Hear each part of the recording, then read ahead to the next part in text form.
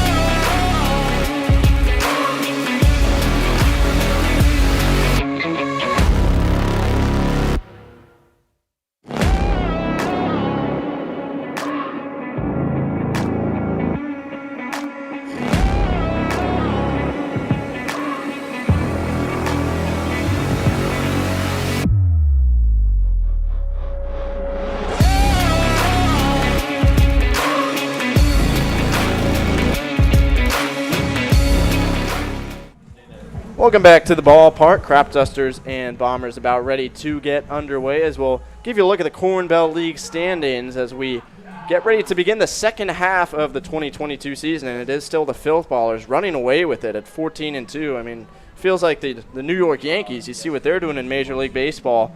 You see several teams that are over 500 in the Corn Belt League, but they're still quite a few games back trying to find some way to keep up. But Bombers could easily do that with a big win today, so we'll keep an eye on that. And we'll give you a look at the starting lineup, batting order for the Bombers, as they'll be the visiting team on the scoreboard here today. They will start right fielder Danny Spawnberg in the leadoff position.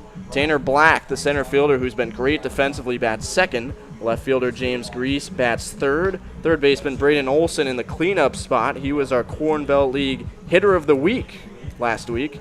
Shortstop Caleb Lemon bats fifth. The DH Gage Julin 6th. The catcher Philip Jordan 7th. First baseman Cole Nordine bats 8th. The second baseman Rebecca Laird 9th. And the extra hitter Joey Burrell, or as his Bombers teammates know him, Joey Bats, is in the 10 spot today. And Max, we'll get a look at Thatcher Poteet in a moment, but first James Grease. He's our key player in that offensive lineup for the Bombers, coming in with a batting average of .360. His OPS is north of 1,200 and 8 runs batted in, and you see where he ranks among the league leaders and the team leaders. He's just been lighting it up offensively this year, but got a tough challenge today with Thatcher Poteet, who's already seen this Bombers lineup once this year. Thatcher Poteet, one of the most dominating pitchers on this Cropdusters team. It's arguably they have 3 of the top pitchers in this league, and Thatcher Poteet definitely one of them. He's got 16.2 innings on the season so far. He's sitting at a 2.9 ERA. The biggest thing for him is 18 strikeouts in just 16 innings pitched, so he's a big strikeout guy. He has a really good changeup against righties that really gets on their back doors. Also, big changeup for that lefties that really just goes slides away on him. He has a slider, but he doesn't really like to throw it as much as he likes to throw that changeup and 4-seam, 2-seam fastball, but I wouldn't be surprised today if we saw a mix of those 3 pitches. So it'll be Spongberg to lead things off against Poteet. He's made 2 outings this year against the Bombers. In the first meeting between the two teams on June 7th, he pitched 3 innings of relief. Held the Bombers lineup scoreless, striking out 5, and then started on June 13th against the Bombers, going 4 2/3, allowing 5 runs, 2 of them earned. His first pitch to Spongberg is low and away for ball 1. Weather conditions here at first pitch, just about 100 degrees, as he mentioned in the pregame, Max. Heat index running up close to 110, and the wind is blowing hard out toward left center field, so the ball will definitely carry today. Could see a threat for some thunderstorms, possibly severe thunderstorms later on, as Poteet falls behind 2-0.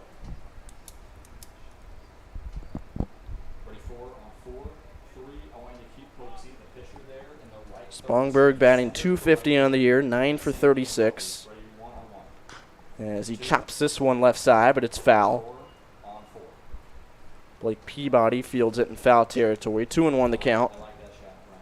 Spongberg is not a guy you want to let on base. Leads the team in runs with 12 and leads the Corn Belt League in stolen bases with 11.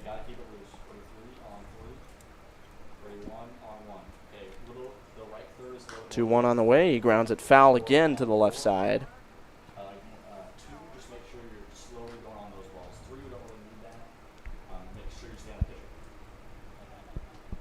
Poteet comes in with 18 strikeouts on the year in his 4 outings. Got a chance to pick up his 19th to start outing number 5 on the year. And he just misses inside. Spongberg crowning that plate. And the count is full.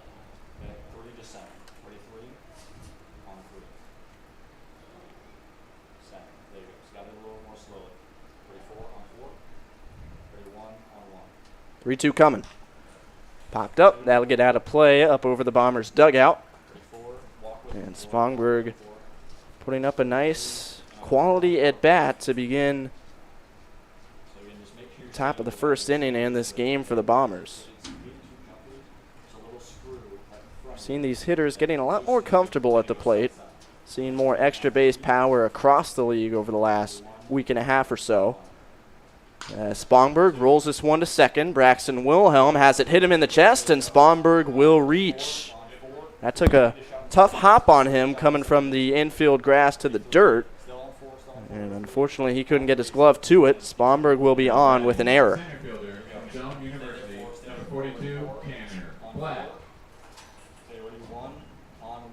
Max, that's still something that all these infielders are adjusting to, despite a month passing by in this season. That transition from all turf fields and spring ball and fall ball to this grass field they're playing at, and the grass field over at Iowa Western has certainly been tough. It's going to be a big challenge, especially when you've been going all spring on a turf field, especially when you go out to Iowa Western, and that's an all-turf field, and you got to go out to Council Bluffs, which that field, the grass is nowhere even compares to J.J. Isaacson Field, but you just got to do your best to just translate your game over to the grass infield. And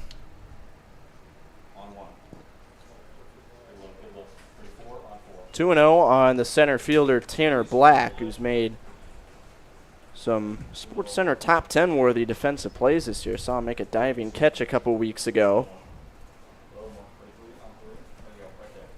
Looking to make some noise with his bat and get the Bombers off and running at the plate today. As Spongberg takes off, the pitch is in for a strike, and the throw is wide to the third base side of second, and Spongberg has his 12th stolen base of the year. It really just feels like whenever Danny Spongberg really gets on base, he's going to steal a base in the next 2 or 3 pitches, and it's exactly what he's done all season long.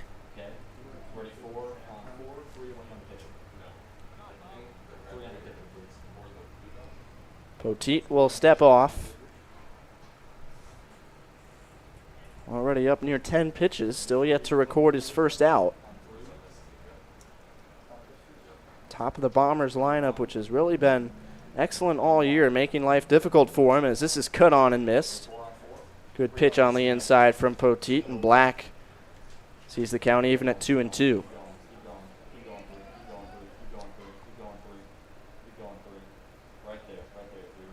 Bombers come in at 8-6 on the year. Cropdusters at 5-10.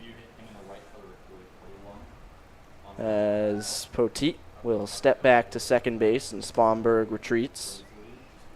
Bombers were last in action on Friday against the Haymakers, who we'll see in the 8 o'clock game. 8-6 win for the Bombers in that one, and then for the Cropdusters, they took on the Filth Ballers in that close game we mentioned on Thursday, 6-5 loss.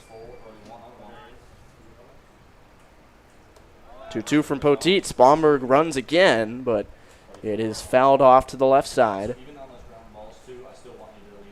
So Spongberg, don't know if that was a hit-and-run situation or not, but he's feeling very confident in his running ability, as he should. Already with a steal of second, looking for third that time.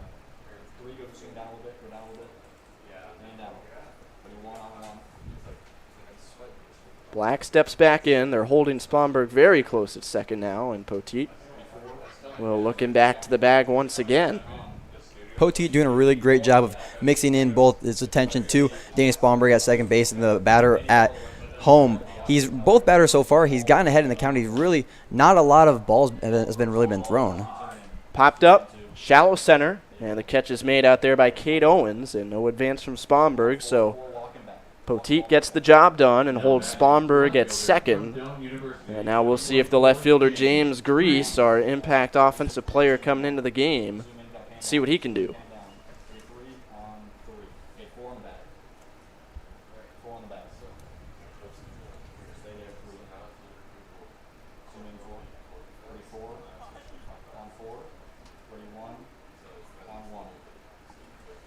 First pitch from Poteet is on the outside corner, but just off it, according to the home plate umpire, for ball one.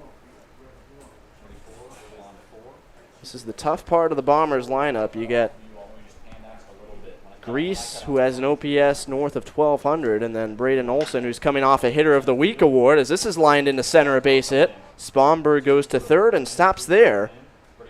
And on a 1-0 pitch, a laser beam back into center for Grease, and the Bombers have him on the corners with one down. Big-time hit right there for James Grease. Biggest thing now for Thatcher Poteet and the Cropdusters is that they got to minimize as much as they can. They can't let Danny Spongberg score from third base, and they can't let James Grease get into scoring position at second base. You got one out, so the middle infielders wouldn't be surprised if they play a little more uptight. Ooh. And the runner going to second. He's just barely in there. So the pitch was never thrown to home plate, and Grease catches the pitcher Poteet just a little bit off guard. So now two in scoring position. The double play is out of order. And the first pitch to Olson is outside for ball one. Grease now with 5 stolen bases on the year out of 7 attempts. 1-0 to Olson. Is hit high in the air, right center field, carrying well. Trayton Kozel makes the catch. Both runners tag. Spongberg scores, and Grease is into third for a 1-0 Bombers lead on the sacrifice fly by Braden Olson, who keeps on driving in runs. I think the biggest thing we've seen so far in that inning is the lack of attention so far from the Cropdusters. That James Grease, they let him basically steal that base a second. I was just talking about something about James Grease, and right as I was talking, he just stole second base, and he was probably about 5 feet before they even noticed that he stole the base. So big thing right now for the Cropdusters. They got to keep attention to those base runners. Strike one to Caleb Lemon. He's the shortstop, batting .379 as he takes one well into the left-hand batter's box to even the count.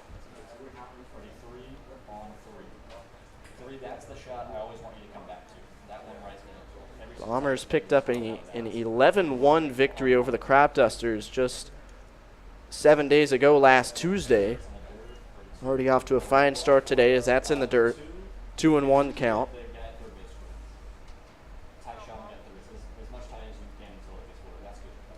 Poteet out of West Virginia Wesleyan. And as he brings it home, runner about halfway down the line, and it's a swing and a miss. So 2-2 on Lemon. Opportunity for Poteet to get out of this first inning with just one run allowed. And he'd love to get out of it here, already having thrown 19 pitches. Number 20 is hit in the air, left center field. Tough play, but it is caught by Thatcher Kozel. So all in all, it's a one-run first inning for the Bombers. We will keep it here to look at their last three matchups coming into this one. And Bombers take a 1-0 lead on the sac fly by Braden Olson. We'll go back first to June 7th, just 2 days into the regular season, looking at the Cropdusters winning over the Bombers. They've met 3 times this year, and this is the one time the Cropdusters took a game, and it was all about the man you see on the mound now, Thatcher Poteet. Cropdusters got off to a 5-3 lead early. Anthony Comfort came out after the third with that 5-3 lead, and Poteet absolutely shut it down for 3 scoreless innings. So the Cropdusters took that one, but then June 13th, fairly low scoring again, but this time in favor of the Bombers. And it was all about Zane Layden, pitcher of the week earlier this season. He went 6 scoreless innings with 5 strikeouts, allowed just 3 hits and didn't walk anybody. And Cropdusters didn't help their case, making 3 defensive errors in that 5-2 loss. And then you go back to last Tuesday, the 10-run victory for the Bombers. And speaking of 10, that's how many runs they scored in the bottom of the first inning. Adam Eggert pitched 5 scoreless frames as the game was shortened to 5 innings by that blowout victory. But Bombers, at least against the team they're going up against today, the Cropdusters, have plenty of confidence, and it's showing early on at the plate, hitting the ball very hard. The biggest thing we've seen so far for the Bombers is that the base running. We just saw James Grease take, I think, probably maybe about a 30-foot lead 2 times, I would say, over at third base. Thatcher Poteet just not really paying a lot of attention to him. So Cropdusters have got to do a better job on defense of just paying more attention to runners and not letting them get free bases. And now they got to work with a comeback and try to erase a deficit of 1. So the pitcher today for the Bombers will be Nate Smith. He's a right-hander. And he'll go up against the Cropdusters lineup that begins with shortstop Jack Tilton leading off. Center fielder Cade Owens bats second. Left fielder Thatcher Kozel third. Catcher Nathan Wickham bats fourth. Second baseman Braxton Wilhelm fifth. Third baseman Blake Peabody bats sixth. The first baseman Anthony Comfort is in the 7th spot. Right fielder Trayton Kozel 8th. And the extra hitter Barrett Ringel 9th, along with the DH Logan Davis in the 10th spot. So Max, what have you been seeing from Nate Smith this year, and what are you looking for him on the mound here today? So far for Nate Smith this season, 5.2 innings pitched. He's got a 14.8 ERA, 12 earned runs so far in the season. This is right now the biggest time for him to come back. He's got only 7 hits on the season given up on him. Just the biggest thing for him also, too, is in 5 innings pitched, he's got 8 walks. So today, biggest thing for Nate Smith, he's got to stay in the zone as much as he can and work through these hitters, because these Cropdusters hitters are not afraid of hitting the balls in the zone and really driving the ball. Not afraid of swinging away is Jack Tilton, the shortstop, and he's coming in with a lot of confidence, as he should. He leads the team in hits, runs, doubles, RBI, and on-base percentage. And third in the Corn Bell League with 27 quality at-bats as he watches one up and away for ball 1. Tilton has been a constant presence in the leadoff spot. This is his 11th start. out of the 14 games he's played hitting leadoff. As he slices one towards short. Lemon has a long throw, but he makes it in time. That's a fine play over there in the gap between third and short. And there's one quick out here in the bottom of the first. Southeast Community College, number 36, Cade Owens. So Caleb Lemon, who made the final out with the hard liner to left in the top of the first, gets the bottom half started favorably for the Bombers, and now Cade Owens, the center fielder, steps in.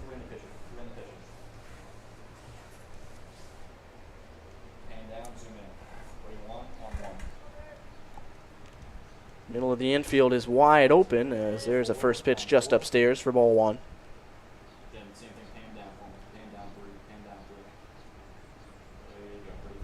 Nate Smith seeing his first pitching appearance in 2 weeks. As this is in and out of the glove, upstairs. 2 balls, no strikes. Smith has not taken the mound since June 21st against the Field Ballers and had a tough go in that one, going just in an inning and 2/3, allowing 5 earned runs and hitting 3 batsmen. And, wow. You might have talked that one into existence. Yeah, good call, Tyler. There's a hit batsman on his second one of the game. Cade Owens will take first base the hard way, and now the Cropdusters might have something cooking. They'll bring Thatcher Kozel to the plate with a man on and 1 out. That's the biggest thing the Bombers have to look out for on Nate Smith are those hit by pitches and walks. He's got now 6 on the year, and he's got 8 walks, so that's a combined for a lot of free bases on just Nate Smith. So he's got to really control that going out of. He just hit Cade Owens. He's got to do his best here on Thatcher Kozel. Just low and in on Kozel for ball 1. Thatcher Kozel out of South Dakota State, hitting .231 with an OPS north of 800 as there's a throwback to first. Check on Owens, who is the team leader with 7 stolen bases. So we already saw Sponberg, the Bombers team leader in stolen bags, get on and steal. And there's another throw over.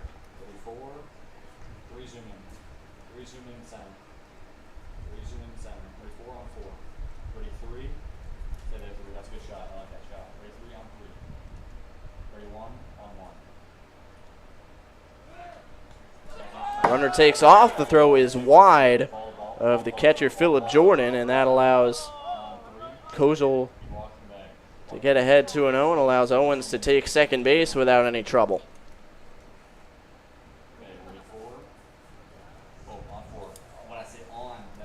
So right away, the Cropdusters have an opportunity to tie the game and show that this could be a competitive contest on Tuesday afternoon to begin the second half of the season. 2-0 coming to Kozel.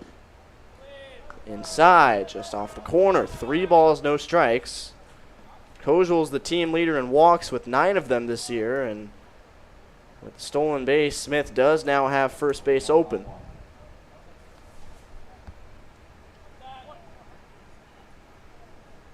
But the green light is there for Kozel, and he lifts one foul off to the left side. And now the count 3-1.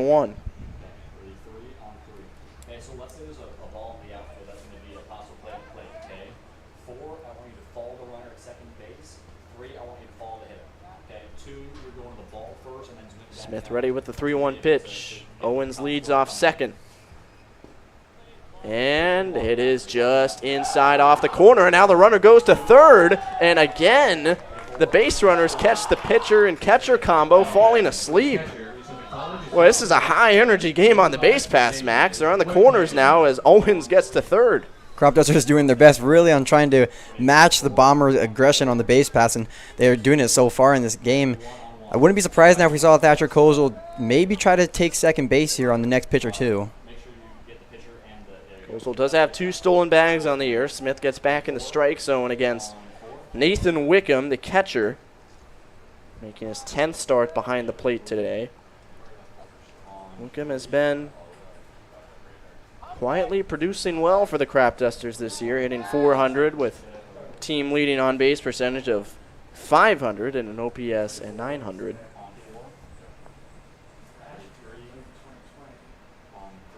No extra base hits yet, though, although just a single here could tie the game. Even a sac fly to the outfield, as there's a pitch on the inside and a delayed steal from Kozel, and he takes second base. Phillip Jordan didn't even throw the ball, not wanting any part of that because he knows exactly right when he throws that ball, Cade Owens is going to be shooting for home. So really good play right there by Phillip Jordan on not letting Cade Owens score on that play. So that's 5 combined stolen bases between the two teams in this first inning alone. As that's just upstairs 2-1. So we have more stolen bases than outs in this game. I don't think I've ever seen that. And it seems like some of the stolen bases could have been prevented for both teams. Yeah, no doubt about that. 2-1 pitch is hit in the air, left center field. Can anybody get to it? Answer's yes. Nice running catch by Black, but the runner's coming home, and Owens is safe to tie the game at 1. So sac fly answered by a sacrifice fly. Nathan Wickham drives in a run. The second baseman from Dakota Westlake. Number 2, Braxton Wilhelm. There you go. Now wait 4 on 4. Stay there. 41. So now will be Braxton Wilhelm, who will have mic'd up later on in the third inning, the top of the third inning, when Cropdusters are out in the field. So stay tuned for that. Max and I will be chatting it away with the second baseman for the Cropdusters.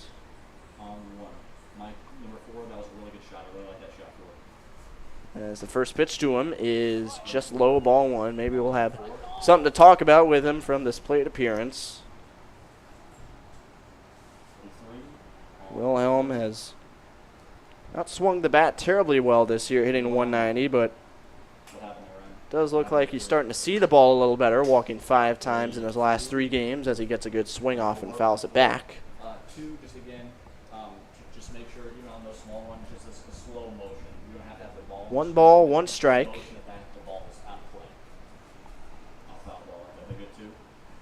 Cropdusters score in the first inning without a single base hit, as that's low and away, 2-1.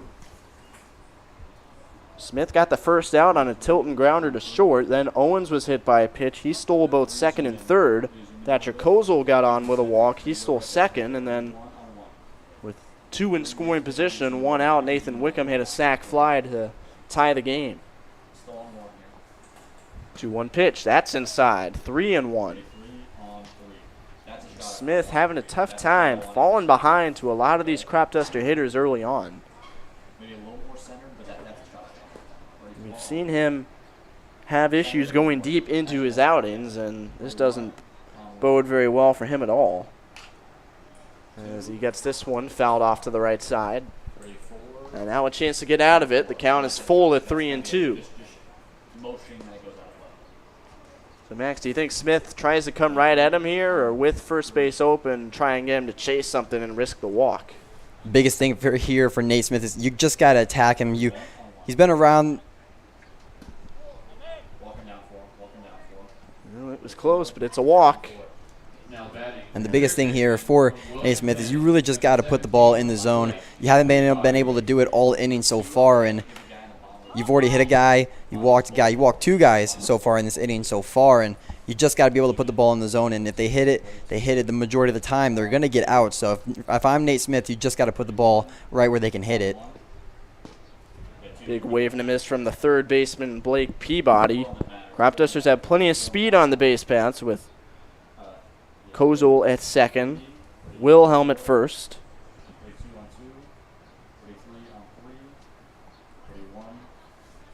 0-1 to Peabody. Ben's just inside. 1-1 the count. Peabody in his last game on Thursday against the Philballers went 0 for 3. And he's 0 for his last 11. Looking for a big hit to give his team the lead here. He rolls one out to short. That's fielded by Lemon. A high arcing throw is in time to end the bottom of the first. But the Cropdusters get the game tied at 1, and it's game on at J.J. Isaacson Field. Bombers 1, Cropdusters 1, as we head to the second inning on the Corn Belt League Network.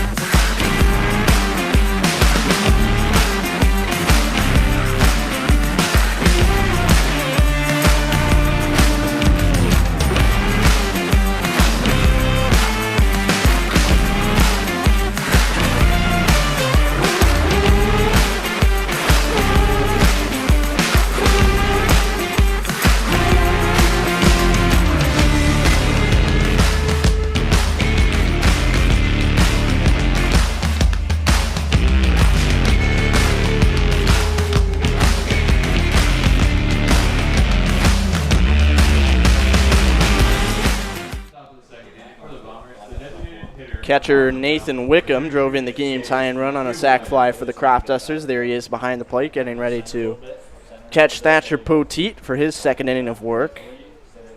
Bombers and Cropdusters each scored by way of a sac fly in the first. So here we are tied at 1. Tyler Reidy and Max Coughlin on the Corn Belt League Network. Cloud cover has increased tremendously since the game began. Sun is no longer out. Temperature still very hot and the wind blowing out as well, as it's ball 1 to Gage Julian, the DH.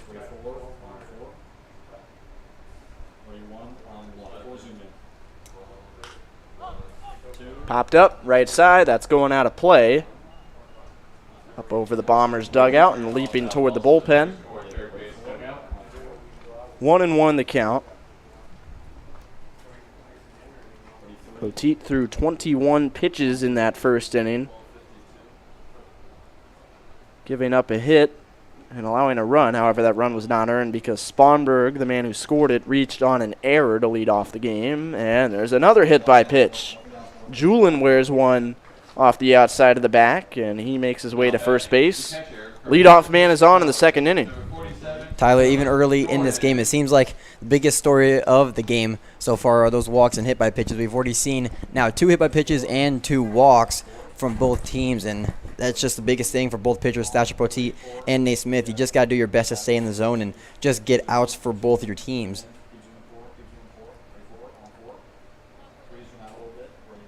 So here's Philip Jordan. He's the catcher today for the Bombers. He lifts this one down the right field line. 3 defenders converging, and a nice catch is made by Anthony Comfort. That was a weird angle for him. He was basically looking straight up over his head with his back to the infield in foul territory, but he made the play, and Max, with the way he's been pitching this year, I suppose he can do just about anything at this point. Great catch out in the right field foul territory.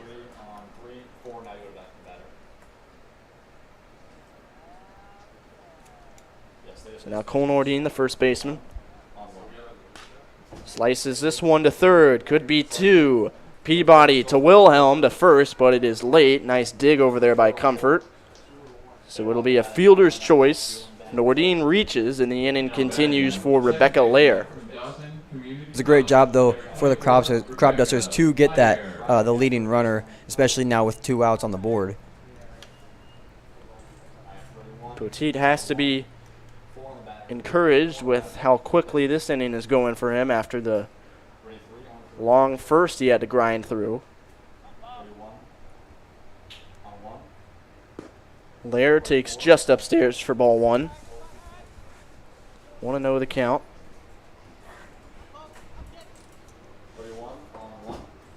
Nordine at first.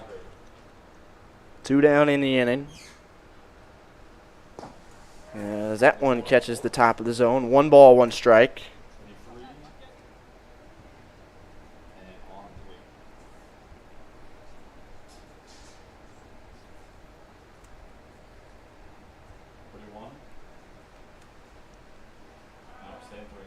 Throw over, not in time. We've already seen 5 stolen bases combined between the Bombers and the Cropdusters in that first inning alone, so can't fault Poteet for being concerned over there about Cole Nordine. Now he comes home to Lair. It's outside. It bounces away from the catcher. And that will likely be a passed ball, as it was just about in his glove. Nordine gets down to second. Wickham couldn't hang on to it behind the dish. And now a man in scoring position with 2 down.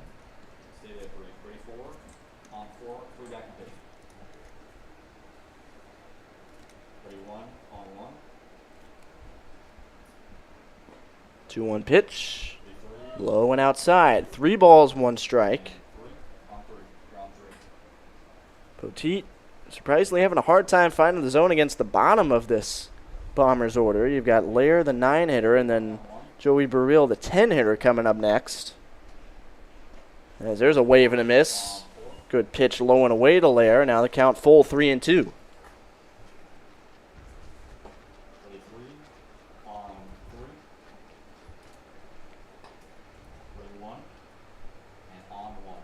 Here's the payoff.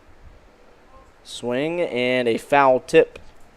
So Lair stays alive. She's putting up a nice battle here. Just a lousy single into the outfield. Could regain the lead for the Bombers, as Nordine will be running on contact with 2 down. And Poteet steps off, staring right back at him at second base.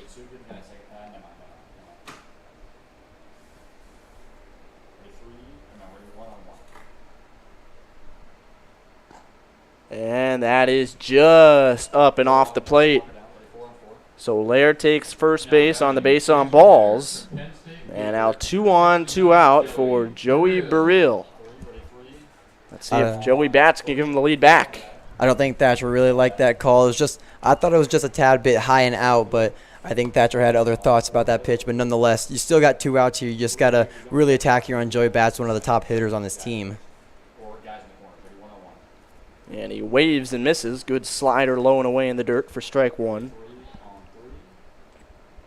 Burrell had a nice evening in his last game against the Haymakers on Friday, going 2 for 3 with a run batted in.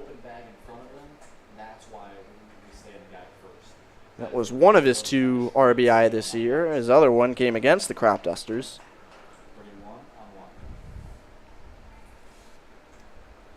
Here's the 0-1. In the dirt, nice block by Wickham. And the count even at 1-1. Nordine at second. He reached on a fielder's choice and then moved up on a passed ball. Lair is at first. She walked. And Sponberg, the speedster, is on deck. 1-1 from Poteet. In the dirt. Nice work again behind the plate. Wickham keeping it in front of him. 2-1 the count. Outfield has been playing very shallow on the bottom of this Bombers order,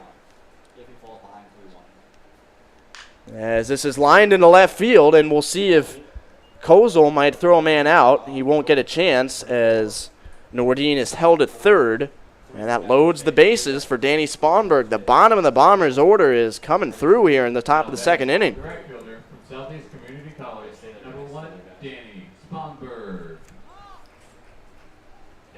So Sponberg, who had an eventful first inning, reaching on an error, stealing second base, and scoring a run, now has an opportunity to drive in a couple.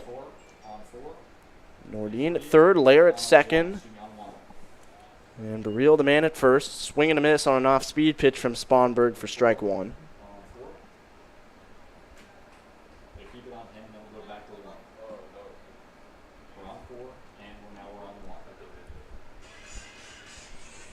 A 1 pitch in the dirt. Wickham has blocked 3 consecutive pitches of that nature, and it's 1-1. Sponberg looking to extend a 3-game hit streak today. He's scored 5 runs in that 3-game span. He scored 2 runs and drove in a run in the last meeting against the Cropdusters on Tuesday a week ago. And he went around. Nasty slider again, and Wickham gets in front of it once again. 1-2 the count. Poteet really looks like he's starting to find a good feel for that slider. His stuff looking better in the second inning, just a matter of getting that final out. See if he can do it on the 1-2. Not yet. Wickham with another block, and if the Cropdusters win a close game, Max, remember all these blocks from Wickham, because if maybe 1 or 2 get by, that could lead to a couple runs. And Tyler, I really don't think catchers get the credit that they deserve, and we've already seen it here with Nathan Wickham. He's blocked maybe 5-6 balls so far in this game alone for the first and second inning, and Poteet really making him work, but nonetheless, Wickham really doing his best behind the dish. And I wouldn't be surprised here if we saw Poteet really go with a high fastball, really use that two-seam to his advantage on a righty, really blow him inside, really trying to get that last strike. Another 2-2, swing and a miss. Sponberg can't connect, and Poteet has to throw 22 pitches in the second, but he's out of it unharmed as we'll go to the bottom half of the second inning. Tie game, 1 apiece between the Bombers and the Cropdusters on the Corn Belt League Network.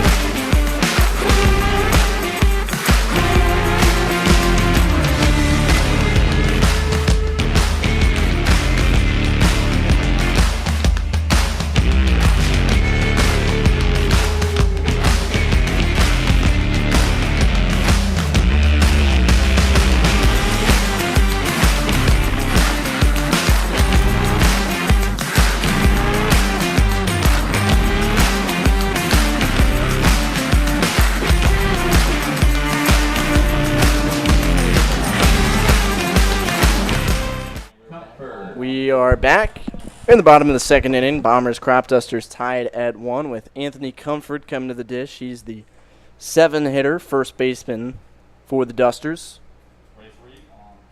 As Nate Smith goes back to work after allowing a run, despite not allowing a single hit in that first inning. He finds the strike zone on Anthony Comfort.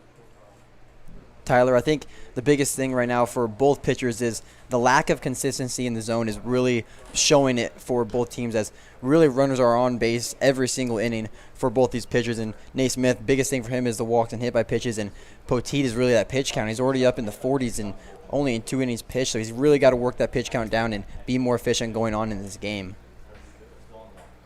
0-2 pitch on Comfort. It's just off the plate, 1-2, and yeah, like we've been talking about, free bases have been an issue for Nate Smith this year. He's pitched 5 2/3 innings, but has allowed 8 walks, as we already see action out in the Bombers bullpen. As that is high. 2 balls, 2 strikes. Anthony Comfort, we've already seen make a couple fine defensive plays over at first base today. Swings away and fouls it back off to our right. And landing in the bleachers, still 2-2. This has been something we've seen both pitchers struggle with. Their put-away pitches have not really been there with 2 strikes. It's been tough to retire these hitters for both Poteet and Smith. Another 2-2 from Smith, and there's a good put-away pitch. He goes low to get the swinging strikeout from Comfort. And there's 1 away for Trayton Kozel. Good start for the Bombers, and you really can't ask for anything better than a strikeout for the very first out. You got to get that leadoff batter, and Nate Smith really does a good job of staying in the zone and using that curveball to his advantage.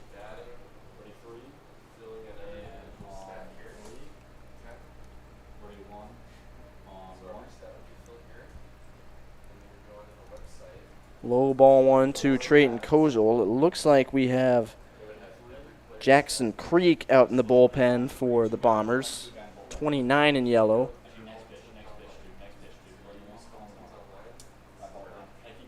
Smith ready with the 1-0. Kozel swings and is out in front of it. Tapping it foul. 1-1 the count.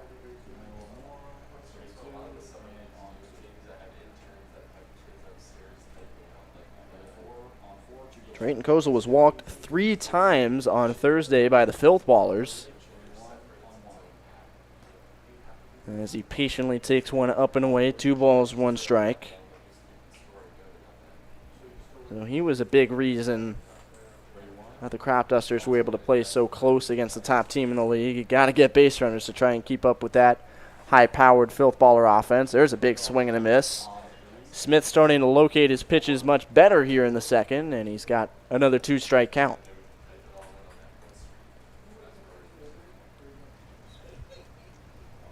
Two on the way to Kozel. Off the plate. 3 balls and 2 strikes. The 9-hitter Barrett Ringel is on deck.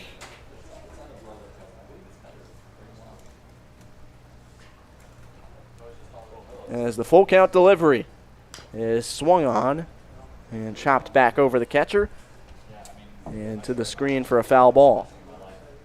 We've really seen Nate Smith dialed in this inning. It's a 3-2 count right now, but we've really seen him dialed in, throwing balls in the zone and really getting Trayton Kozel to foul off many pitches.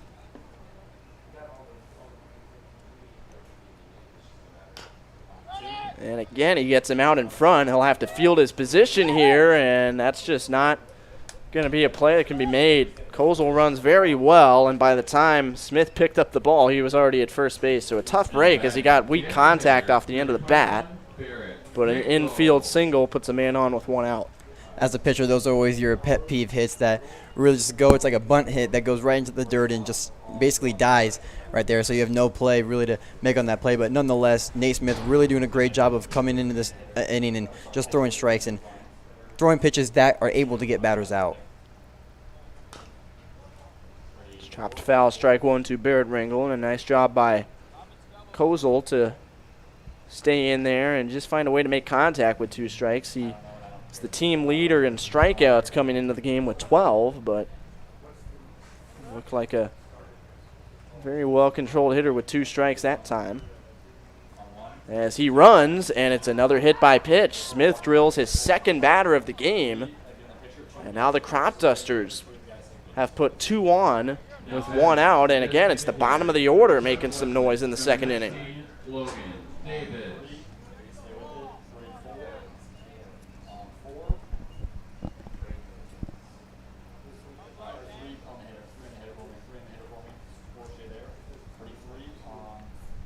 So now Logan Davis, the 10-hitter, has an opportunity to take the lead for the Cropdusters as these pitchers, starting pitchers, just having a lot of trouble finding their way early on in this one. Don't know if rust is much of a factor. It easily could be with Smith, who hasn't pitched in 2 weeks, but with any pitcher after this long All-Star break, it could be tough coming back from a while away, as there's a strike to Logan Davis. And Max, as a pitcher yourself, I mean, do you ever feel anything different when you've got some extra time off like that, or is it more of a benefactor for you when you're trying to get some rest in the midway point of a season? It could always be 2 different things. You know, I could always see it as 2 different options. You know, I could see it as a bit of a fatigue type deal. And they ruled that a catch at third. The throw goes wide to first. I'm not sure if the base runners know exactly what's going on. I'm a bit confused myself. So it was on the ground. I thought at first it might have been a short hop, but the umpire made the out call right away. So Olsen went to third base with the ball, eliminating Kozel, but his throw to first was wide. So now first and second with 2 down, and Ringel was going back to the bag at first because he did think it was caught. So a break for the Bombers on a weird play as this is lined into center field, but the outfield was shallow and a diving catch is made by Tanner Black. He has made some web gems over these past couple weeks for the Bombers, and he saves a run here in the second inning, preserving the tie game. We'll go to the third and have Braxton Wilhelm mic'd up when we come back.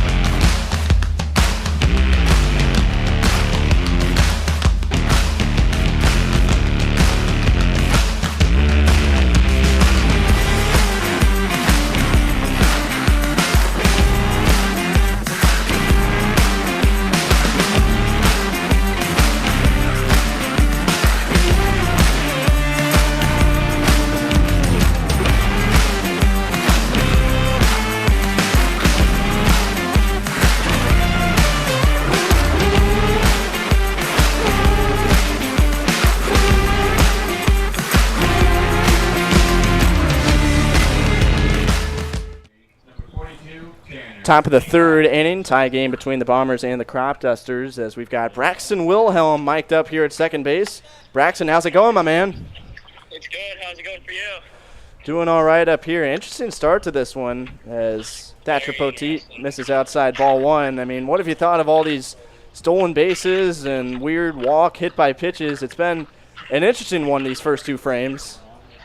Yes, that's for sure. No, we kind of took advantage of it. I mean, we know this catcher. I mean, he's got a little bit of a lesser arm, you know, so we can kind of try to take advantage of that when we can.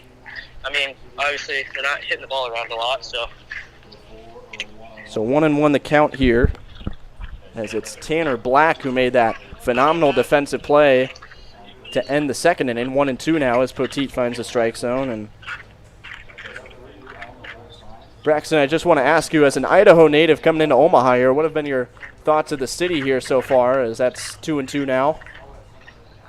You know, I mean, I'm new here, obviously, but it's a little different. I mean, coming from small town Idaho, The roads here are very confusing, I'll tell you that much. Yeah, you're not the only one, that's for sure. I know a lot of locals who can't find their way around much. As this is grounded, it's going to be Wilhelm who can't make the play. That might have been deflected by Poteet. And the leadoff man, Black, will get on. Did Poteet get a piece of that, Braxton? Yes, he did. We got a close-up angle here. So man will get on. I probably should have had it, but I think he's there either way. What? Well, yeah, Black's in center field. I think he can run pretty well. Yeah. So he gets on.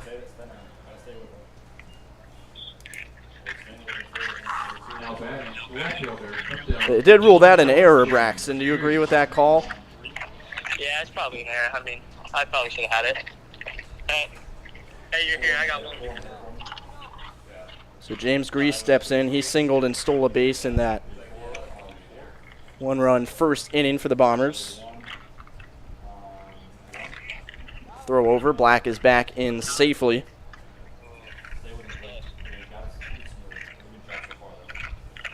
No, I'm kind of jealous of you guys up there. I wish I had that AC. Yeah, we didn't have the fan up here for the first couple innings. As this is grounded out to Wilhelm, he'll flip to second in time, and our man mic'd up starts a double play. 4-6-3 for the first 2 outs of the third. Hey, nice play there, Braxton. Thank you. University, number 35, Braden Olsen. What's up? So now 2 down on the double play. James Grease steps in.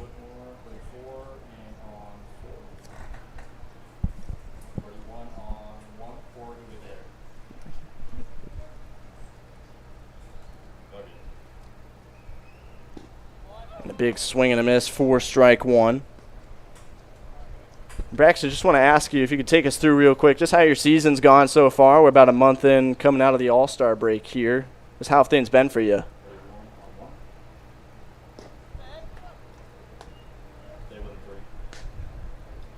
Braxton, you still got me?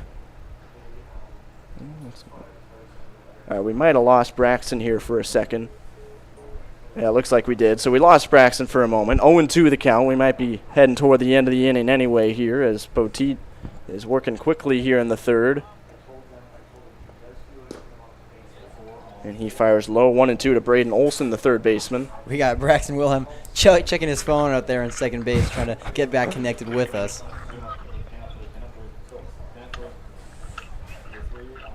1-2 from Poteet is outside. Sorry about that, Braxton. You got us now? Oh, you're good. Yeah, can you guys hear me? Yeah.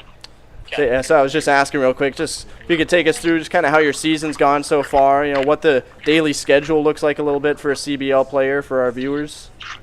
You know, I mean, it's pretty, like, I was lucky enough, Joe hired me on over at Strike Zone, so I've been working there, I've been working camps there, so it's pretty much, I work about 9 to 2 pretty much, about 4 days a week, you know, and then it's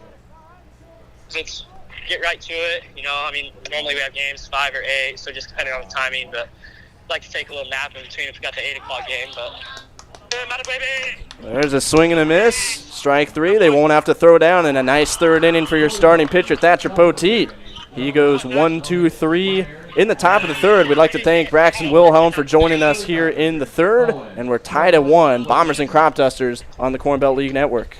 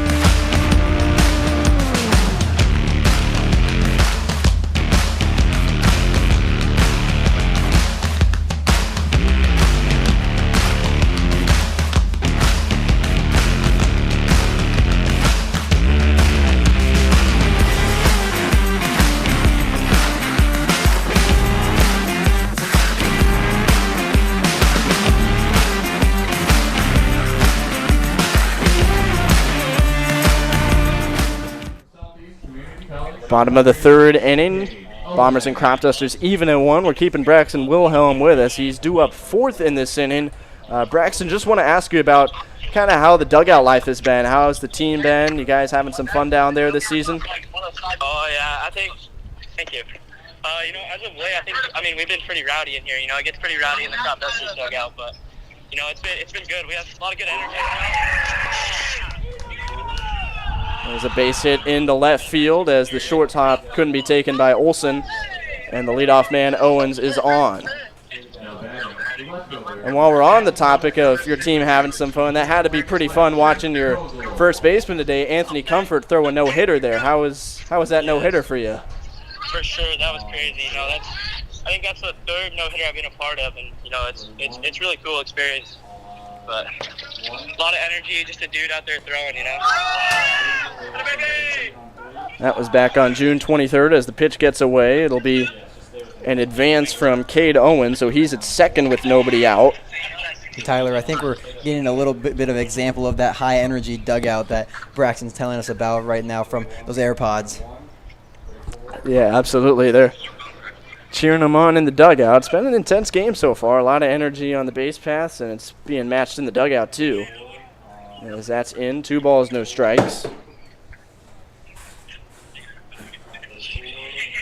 Braxton, I also want to ask, coming up from Idaho, you've also got Gunner coming up right behind you through the high school level. So how cool is that to see him rising through the ranks and being able to mentor him through his baseball career? Say that again. Yeah, just going back to your Idaho days a little bit, how cool is it to have Gunner coming up at the same time, a couple years behind you, and being able to mentor him through the baseball ranks here? It's been really cool. He was always a kid that never really listened to me, and I was just kind of trying to help him, give him tips here and there. But, he's doing fine now just on his own, so it's good to see. And there's a base hit in the right heel by Thatcher Kozel, and they will hold the runner at third. Owen stops there, and now runners on the corners with nobody out. So that brings up the catcher, Nathan Wickham, and our guy Braxton Wilhelm is on deck, grabbing the bat right there as we speak.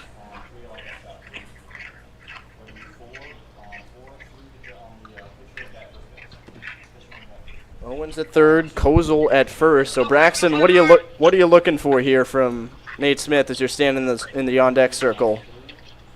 First at bat, I saw 5 changeups, so honestly, I'm just looking to get my first pitch fastball. If it's not there, just kind of reading me out. I know he's going to throw a lot of changeups. That's kind of what he's been doing all game. He's starting to go into a slider the second inning, so look for that too.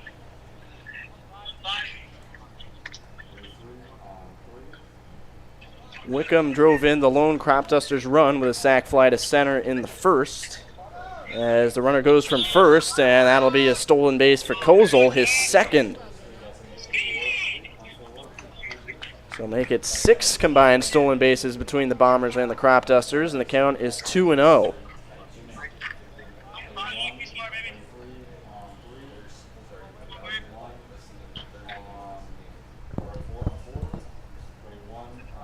Smith to Wickham, 2-0 pitch. Infield is drawn in. And it's chopped toward third. Can Olson make the play at home? He is safe at the plate. And now the catcher is down, so the runner, Kozel, will take third. And hopefully everybody's all right down there. Runners will be on the corners with nobody out. It's Phillip Jordan behind the plate today for the Bombers. As he's still on a knee. That was a pretty rough collision at home plate between Cade Owens on a mad dash from 90 feet away. Jordan is back to his feet, and it looks like we'll be able to resume everything without any issues. Dakota Westland, number 2, Braxton Wilhelm. So here he is, Braxton Wilhelm, wearing the mic, about ready to come to the dish.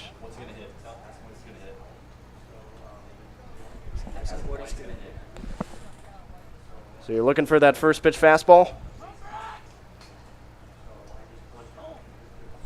See what he can do. First and third, nobody out.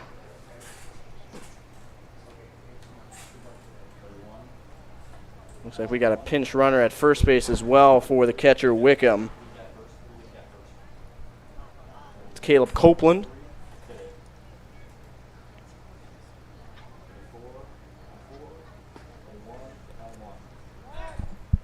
Throw over, and Copeland is back in safely. So it's an RBI fielder's choice for Wickham, the catcher. He's already driven in 2 today.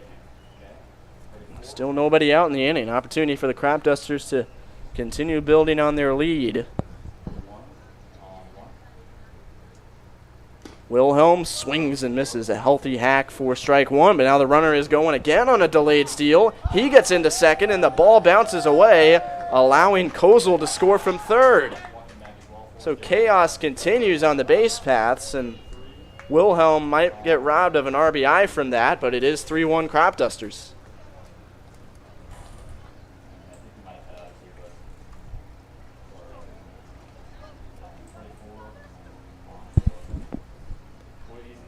So it looks like we might have lost Braxton again, so probably won't be able to hear the sounds at the plate as he takes low and away 1-1. He did say he's looking fastballs after all those changeups.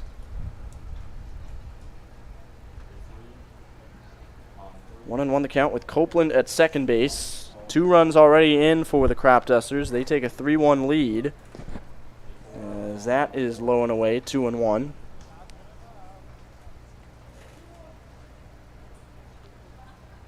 Wilhelm with that first inning walk is now walked 6 times in his last 4 games. So definitely looks like he's seeing the ball a little bit better. 2-1 on the way. Fouled straight back. Good rip. Looks like he wants that one back a little bit. Could have turned on it. 2-2 the count.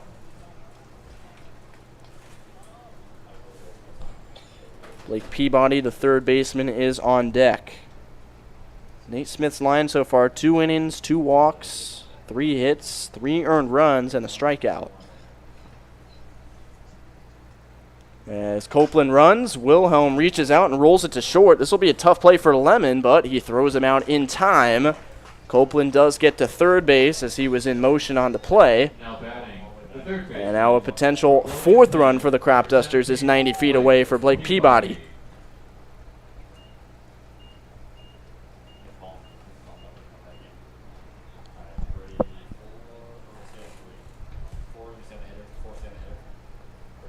The infield moves in once again with the man at third base.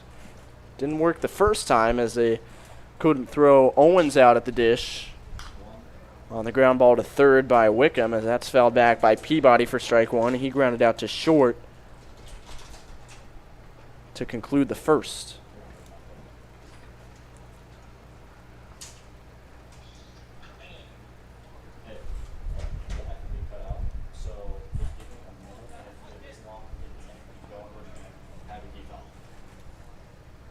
One pitch outside, 1-1 the count on Peabody. And Tyler, I don't know how much longer Nate Smith was going to be in this game. We do see, I just saw some life in the Bombers bullpen, but I believe that I wouldn't be surprised if we saw Nate Smith be pulled the next inning or 2 here. Just not really been able to find the zone. And that one nearly hits Peabody. It's now 2-1.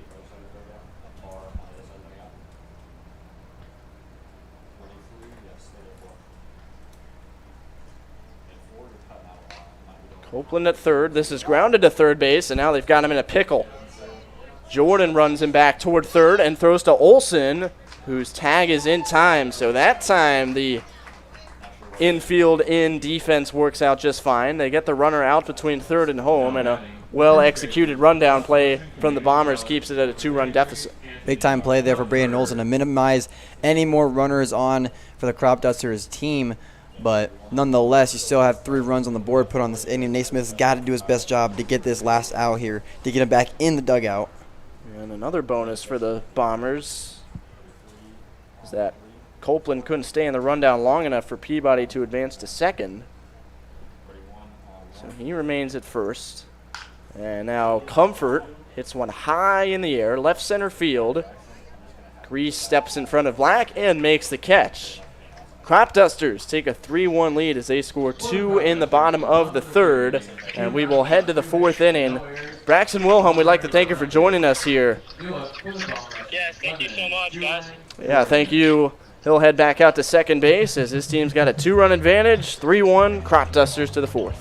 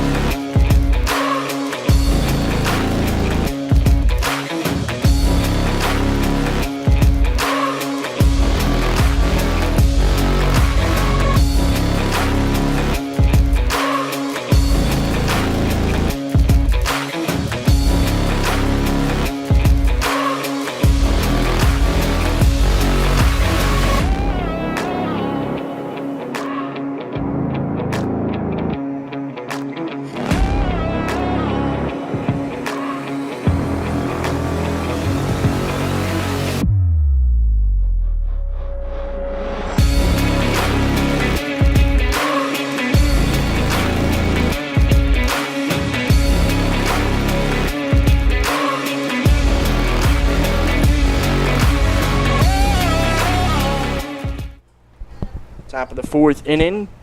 Cropdusters coming off a 2-run third, lead 3-1 against the Bombers. Thatcher Poteet coming off a 1-2-3 inning, goes back to work for his 4th inning of the day. Fires outside ball 1 to Caleb Lemon, who lined out to left field to end the first.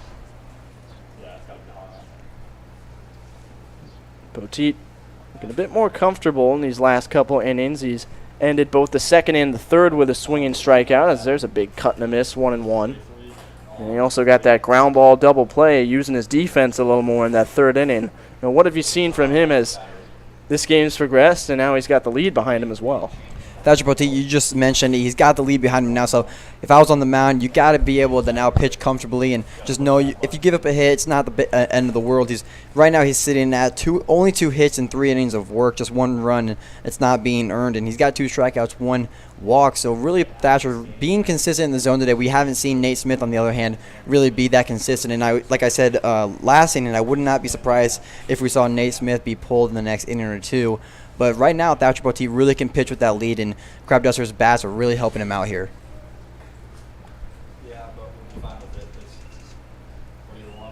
1-1 pitch to Lemon is on the outside corner. Beautiful slider. That's been the go-to pitch. He's found his feel for it in the last couple innings, and now it's 1-2. Lemon steps out and assesses things here. He's got 2 strikes against him. Gage Julin is on deck.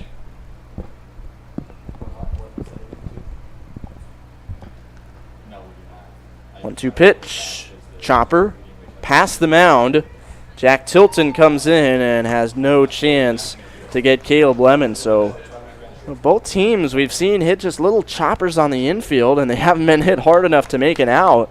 Pitchers on a hot day like this one, when you got to stay out there for longer than you need to, that can really get in your head, can it, Max? The fatigue really does come into play on these really hot weather days, especially being a pitcher. Me and Jaden Taylor really know that these hot days, especially when your defense can't really get behind you and you have to stay out there longer than you have to, the fatigue really does kick in. And when you have to go into those 20, 30 pitch innings, like we've already seen Poteet throw for 2 innings, it really gets to you. And especially on those plays right there where it's those ground balls, that weak contact that you get, and those plays just don't get made. It's kind of frustrating as a pitcher, and then you just got to stay out there longer than you have to.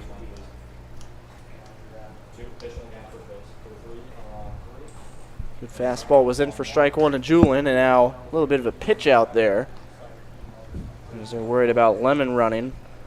1-1 the count. We've already seen 2 stolen bases for the Bombers and 4 for the Cropdusters. There's the 1-1 pitch to Julin. Outside again. Poteet really rearing back with that fastball, but not locating it well. 2 balls, 1 strike to the Bombers' DH.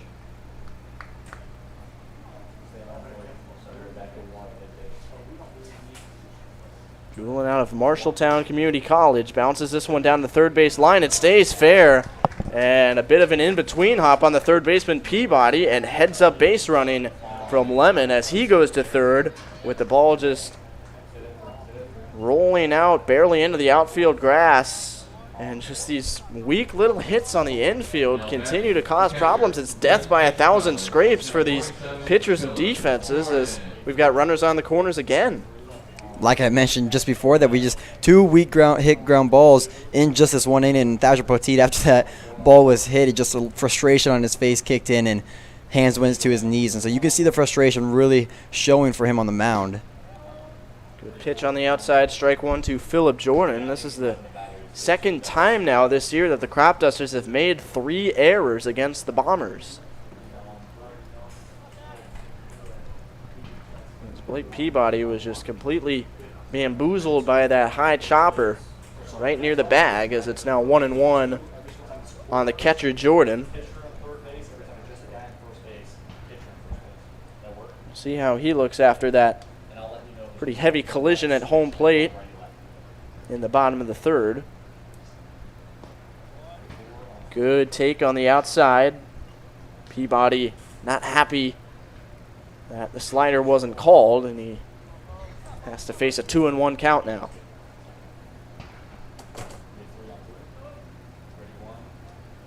Poteet comes home. It's ripped into left field, and it gets over the head of Kozel. It was hit right at him, but continued to rise. That will score a run. It will bring Julian to third, and the Bombers get a run right back and are in position to strike for some more. RBI double from Phillip Jordan makes it 3-2. Big time double right there for Phillip Jordan. Thatcher Poteet just left that ball just right down the middle, and that's just, you're asking for destruction on that play. And Thatcher Kozel, right when that ball was hit, really didn't look like he knew that ball was coming to him. He didn't move until the very last second, and he moved in instead of back, and that ball just went right over his head. And so that's always going to be a cause for problems there. And nice little inning here for the Bombers as they're trying to erase that deficit.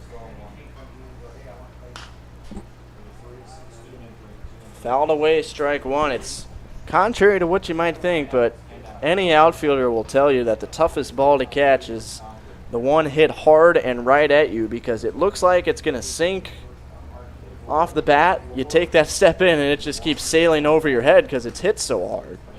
Outside, 1-1 to Cole Nordine, the first baseman. So it was 1-0 Bombers in the top of the first. Then the Cropdusters tied it in the first. They scored 2 in the third to take a 3-1 lead. And now here come the Bombers again in the fourth. Still only the fourth inning. It's been a long game so far, but close and competitive. As there's a wave and a miss. Good location from Poteet, and it's 1-2. Just in the corners on that shot. Just because it's more likely to take off in the corner move to leave for a third first. Maybe one other one. 1-2 pitch. That one gets past the catcher, takes a big hop off the backstop, but the hop was not big enough. Tie game as Julian comes down from third and Jordan takes his place 90 feet away. It is 3-3 in the fourth inning. Got some life going over there in the Cropdusters bullpen. When we know who that is, we'll get back to you. But Thatcher Poteet really showing some signs of struggle here in this top of the fourth inning. But nonetheless, here, tie ball game, and the Bombers are making a comeback. It's Logan Davis in the pen as this is grounded back through the middle, and the infield was in, and the Bombers erase a 2-run deficit with a 3-run fourth inning on Phillip Jordan scoring the run. Cole Nordine with the RBI single, and it's 4-3 Bombers in the top of the fourth. Back and forth we go. It seems like this game has been back and forth in every obstacle here. The first inning we saw the base running was the back to forth, and now we see the scoring is back to forth here for both teams.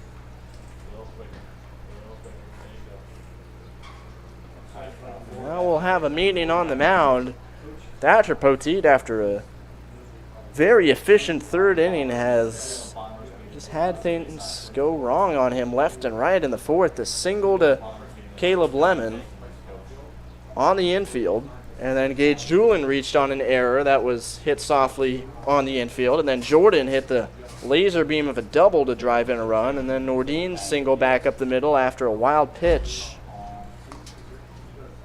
So Poteet already grinding through this 100-degree day. Cannot be thrilled with the way things are going. And speaking of the weather, the thunderstorms are starting to close in on us. It's about to cool down in maybe 15, 30 minutes or so with some outflow rolling in, but storms off to our northwest. See if we can get this game in. The 8 o'clock game we knew from the start would be jeopardy, but this one could be in some trouble too, as that's fouled off by a pinch hitter. Rebecca Lair is out of the game, and it's Brennan Cascio taking her place in the 9 spot.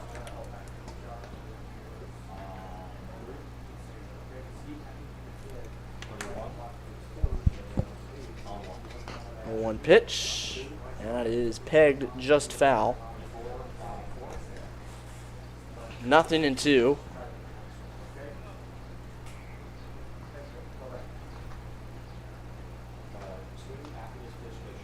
He definitely looks a little aggravated out on the mound. He looks like he wants this batter Cascio out of here on 3 pitches. Let's see if he can do it. And there's a little knuckler fouled off again. Still 0-2. Nordine at first base. It was his RBI single to center that gave the Bombers the 4-3 lead.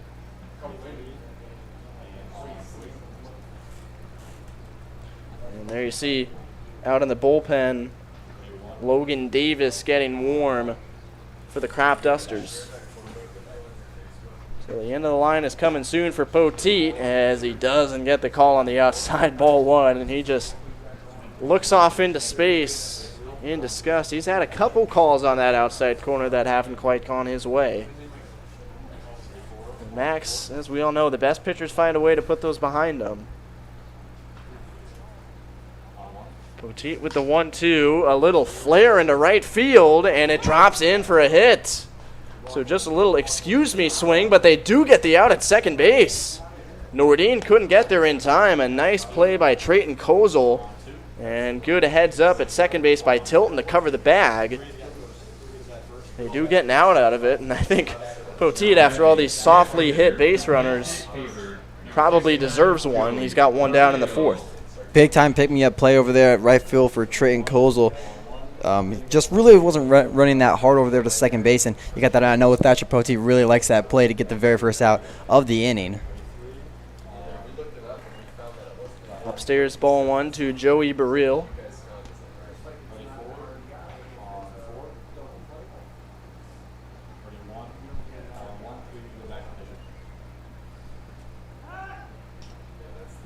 Go back over to first base is late. So Cascio does not get a base hit for that.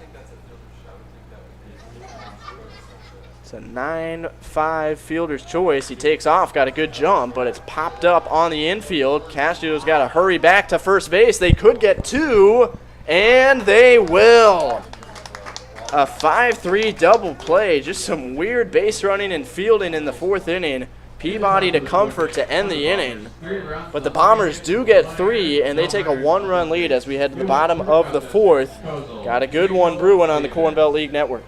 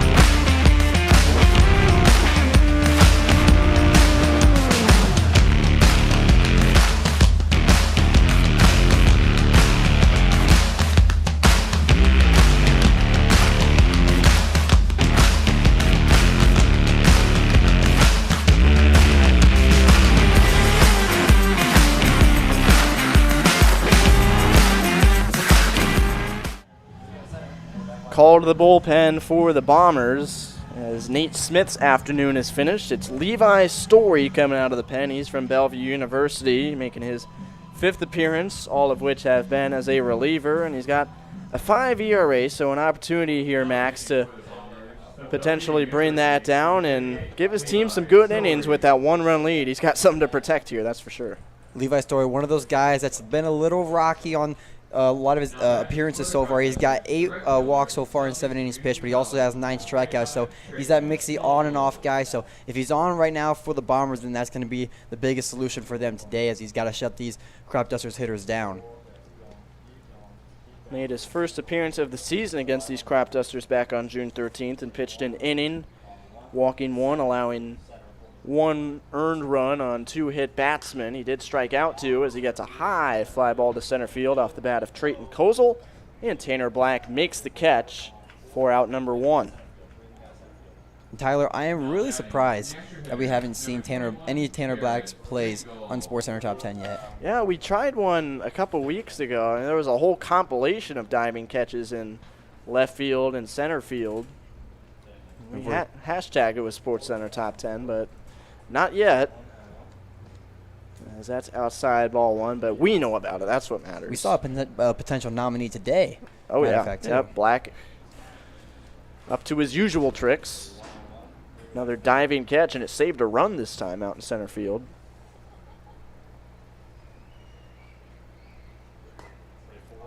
Upstairs, 2-0. That was back in the 2nd inning as Barrett Ringel, the 9-hitter, gets ahead 2-0 on Levi Story. Slices this one foul off to the right, 2-1. Story was last seen on the mound 8 days ago on Monday, June 27th against the Red Raiders, when he went an inning and a third, allowing just 2 base runners, 1 hit, 1 walk. He didn't allow either of them to score, and he struck out 1. He fires in the dirt. 3 balls, 1 strike on Ringel, who was hit by a pitch in the 2nd.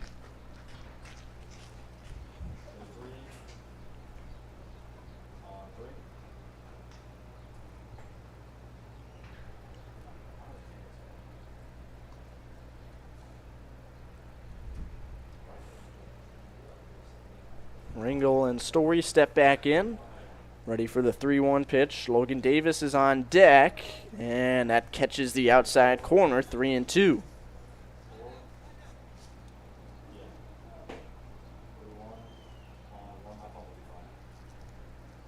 Full count delivery on the way, and look out.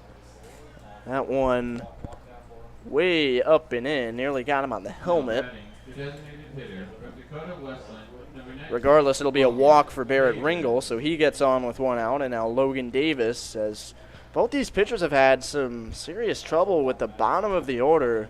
A bit of a difference from what we usually see out here in the Corn Belt League, but you never know what can happen, especially when you get all those days off. 8, 9, and 10 hitters have been biggest problem points today. And you always wonder if that's sometimes a good thing. You let the bottom of the order get hot, especially you don't want to let the top of the order get hot, because those are always your best top hitters that you have in the order. So you always want to think if that's rather a good thing or a bad thing if you want to let those bottom of the order guys really get hot. And so far today, I mean, it really has been a problem for both teams, as they've been scoring all the runs for both teams, and it's a 4-3 ball game.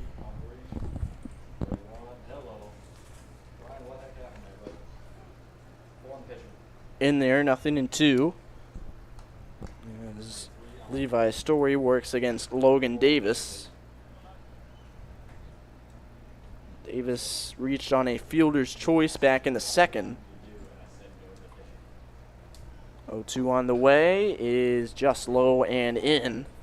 Story with a long look back to the plate, wanted that one. 1 ball, 2 strikes. Davis has struck out 3 times against the Bombers this year. He's 0 for 5 as a great jump from the runner at first, and he steals second. Barrett Ringel was motoring before the pitch was even thrown, and he is at second base with 1 down. Excuse me, Dakota Hogan's the pinch runner. So not Barrett Ringel. Hogan's at second. He picks up the stolen base. Now the count's 2-2.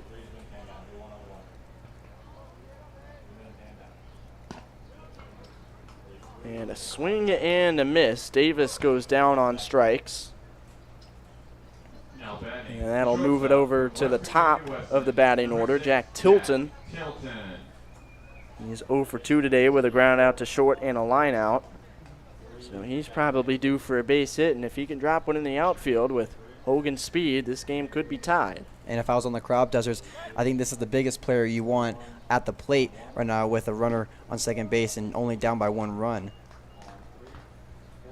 That was Dakota Hogan's first stolen base of the year as Story fires strike 1 to Tilton. 0-1 pitch, off speed, finds his strike zone, and again Story is ahead 0-2.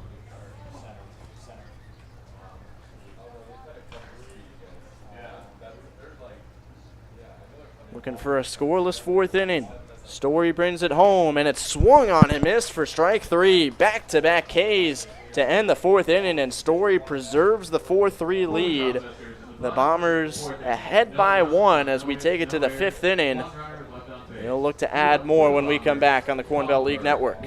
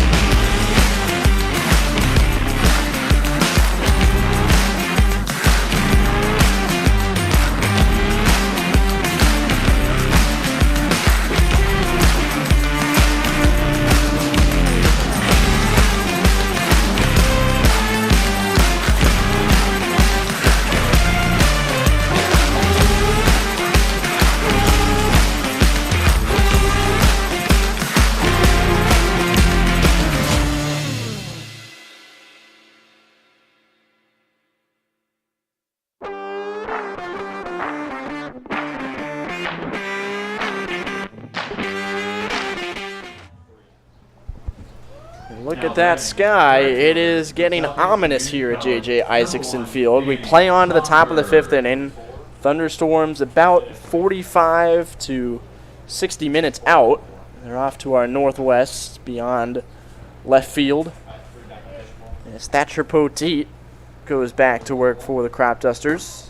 Fires strike 1 to Danny Sponberg. And, you know, Max, we've been talking about Poteet with the way he's been struggling to finish off hitters and giving up a lot of base runners. He might be nearing the end of his day, but just as we say that, he keeps on rolling along in this outing. And right when this inning started, we saw Logan Davis go right back out to the bullpen, and he's currently getting hot just like last inning. So, I mean, I thought it was going to be this inning that we thought Thatcher Poteet was going to be done, but I guess we're going to have to wait and see what he can do here. If he goes 1-2-3, I wouldn't be surprised. Maybe if we saw him go back out for one more, but if he shows any more signs of struggle like he is currently right now with a 2-1 count, he might be done for the day here soon.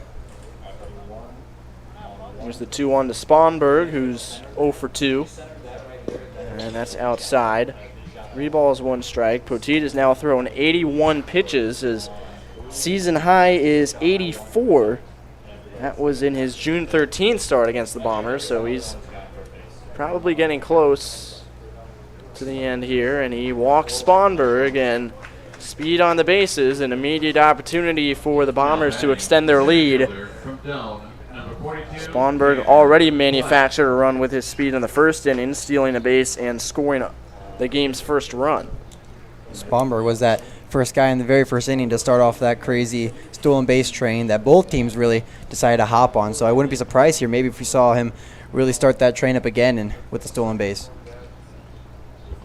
Tanner Black, the center fielder, steps in with the leadoff man aboard and takes one up and in. Black is 0 for 2 with a fly out to center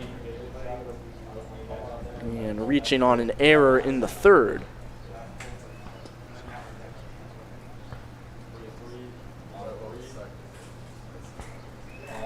Petit works out of the stretch. 1-0 pitch. Sponberg runs, and it's lined. Fair ball into the left field corner. Sponberg is on his way to third. He's got the windmill on, and he's coming home with the 5th run for the Bombers on an RBI double by Tanner Black. 2-run lead for the Bombers as the top of the order continues to cause problems. And again, it's the speed of Sponberg. Once he got going, he never stopped, and he goes 270 feet for the run. I don't think that ball could have been hit any better. Sponberg took off right as Thatcher pitched that ball in. By Tanner Black, the center field. The man ready to come to the plate, James Grease, is going to an arm when we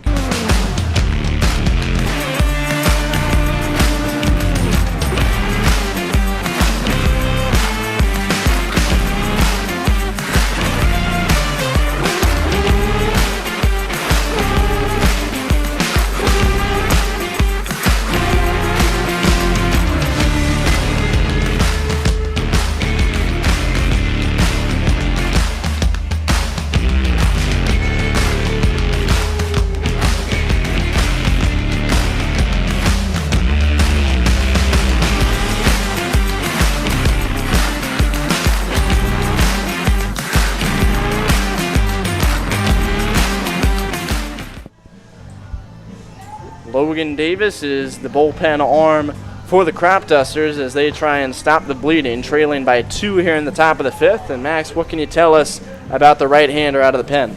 Logan Davis coming into this game, 6 innings pitched on the season.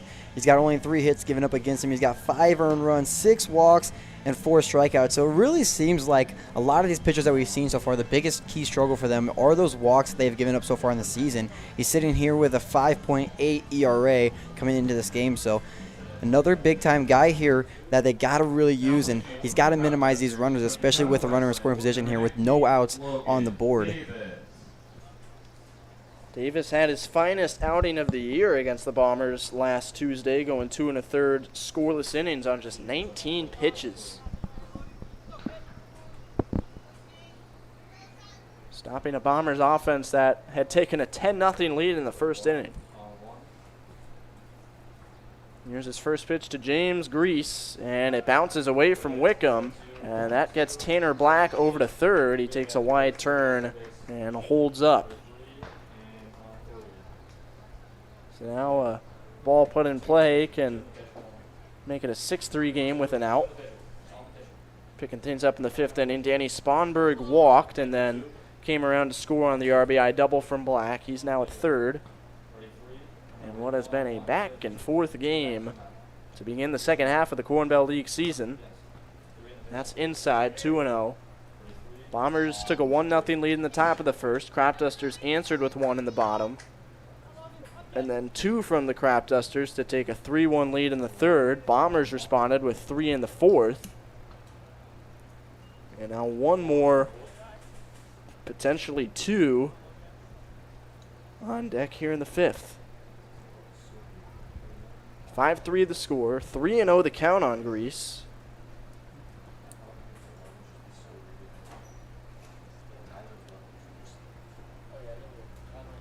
And a big swing and a miss. Grease had the green light on 3-0, but can't make contact, and it's 3-1. Big thing here for Grease is you don't have to really hit the ball that so hard. You got to run around third base, no outs. You can put the ball really anywhere and hopefully try to score him. And another big wave and a miss. And all of a sudden, Grease has turned a 3-0 count into a full count. Just got to try and shorten up that swing and get the runner home from third. Not necessarily a need to put the ball in the gap here, as the 3-2 is fouled straight back over our heads and out of play.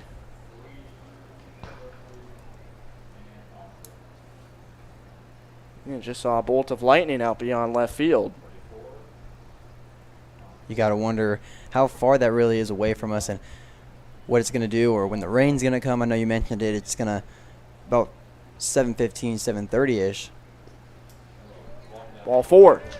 James Grease takes first base, and they're on the corners with nobody out. We've seen a lot of runners on the corner situations today with a combination of walks, stolen bases, wild pitches. It's been a game of free bases, to say the least here, going into the 5th inning. No doubt about that.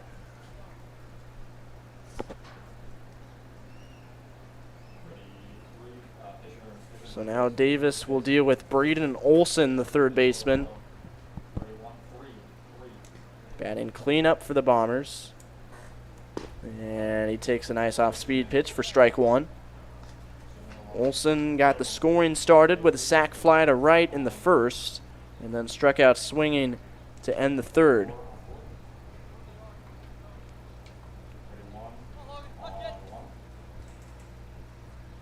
0-1 pitch.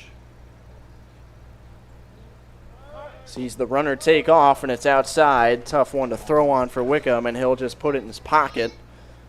Grease steals second base, and now 2 in scoring position. Final line for Thatcher Poteet, the Cropdusters starting pitcher. He goes 4 innings, allows 7 hits, 2 walks, 5 runs, 3 of them earned, 2 strikeouts, and he's responsible for Tanner Black over at third. As this is fouled away, 1-2 the count.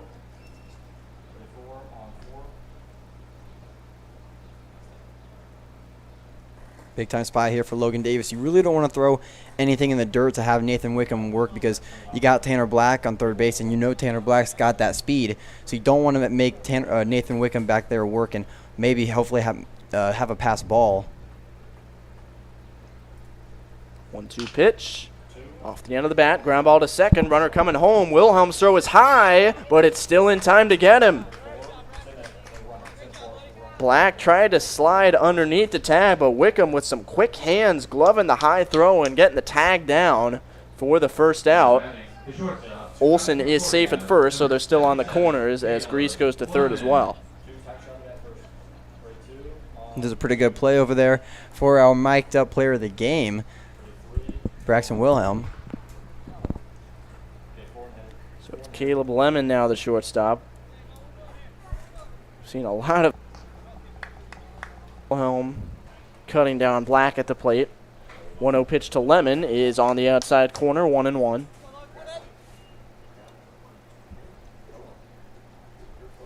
Mentioned those 7 hits allowed by Thatcher Poteet. That's a season high for him. As Davis comes home with the 1-1.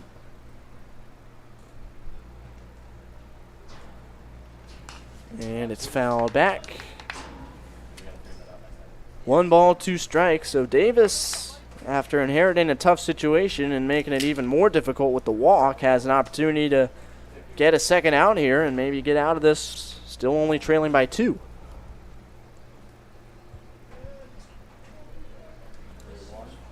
As Max is showing me, we've just been given some root beer floats up here in the booth.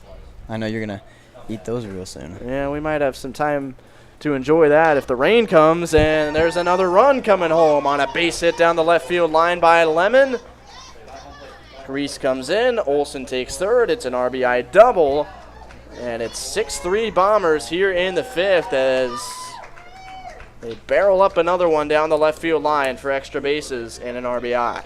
Bombers offense all around on the board has really just shown up today. Stolen bases, hits, already 7 hits going into this 5th inning here for the Bombers. And stolen bases, are they at double digits now? I wouldn't be surprised if they're really getting up in those 9 or 10 stolen bases in the days, but nonetheless, really just putting it on these Cropdusters defense. And Logan Davis trying to come into this game and try to minimize the runs, just not really being able to do that. Well, I've got 3 for the Bombers and 5 for the Cropdusters in the stolen base department, so getting close to double digits combined. So that's upstairs, ball 1. Gage Jewell in the DH at the plate. Reached on an error and scored in the 4th. And a good pitch from Davis is in there. Count even at 1-1.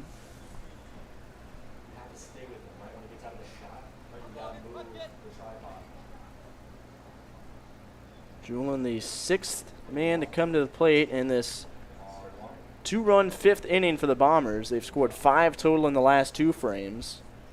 As he lays off a slider away, 2-1. Good block by Wickham.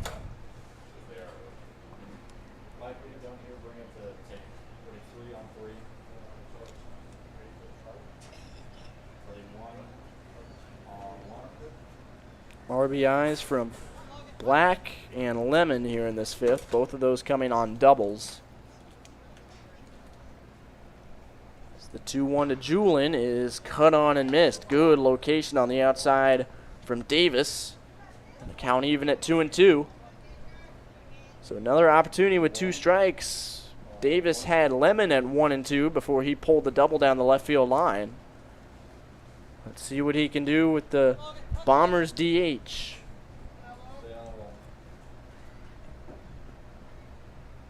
Two-two pitch. Way outside. Wickham rolls to try and block it, but he cannot. And on the wild pitch, Olsen comes down from third and make it a 4-run lead, and a hit. Takes one up and away, ball 1.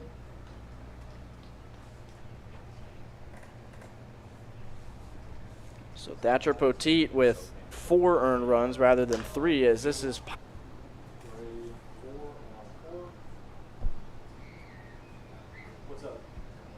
Tyler, the skies going into looking in the outfield are starting to look a little darker here. I'm seeing off to the left side of the ballpark, the trees are starting to blow around a lot more. Well, that's it, but I'm not entirely sure we're going to make it through this game or even this inning.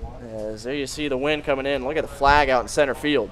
Been blowing out to left center all day, and now it's straight out to right and in from left, so a crosswind.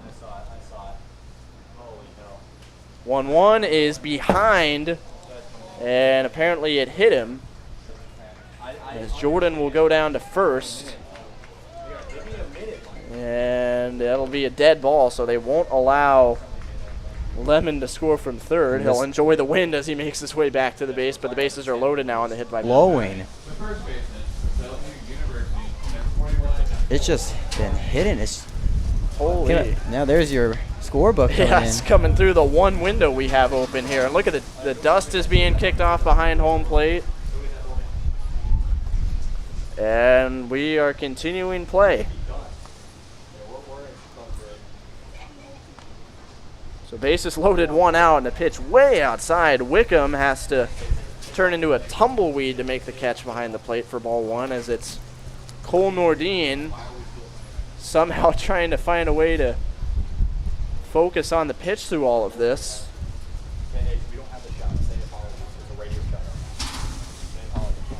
Okay, well, our apologies. We don't have a shot from behind home plate with the wind here. As Nordine lines this one into left center field. That is over short and down for a base hit. That scores 1. Everybody moves up 90 feet. And now the ball gets away from Wickham as the throw was offline, and make it 2 runs scoring on the play. It'll be a 4th error for the Cropdusters, and the lead jumps to 9-3.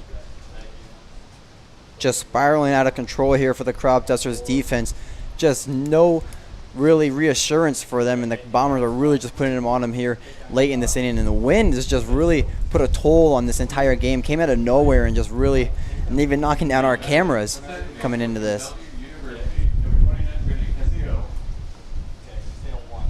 So now it's Brennan Cassio staying in after the wind is still pounding.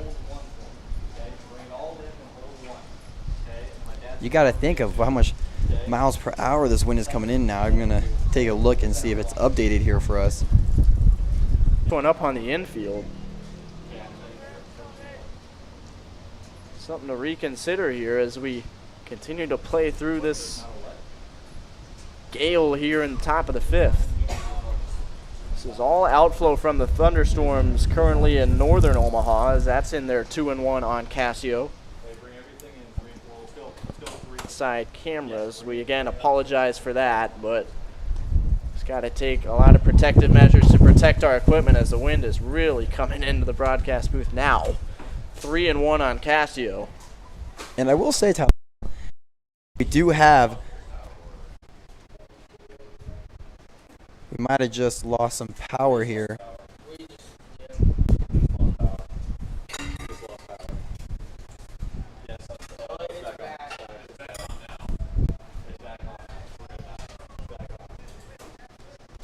3-2 on Casio. If you can still hear me at the moment, we just had a power surge up here in the booth. So yes, they can't still hear me. So yeah, just power surge real quick up here. So we apologize for the little delay, but it's 3-2 now on Casio, and that's up and in, another walk, and that loads the bases again with one down.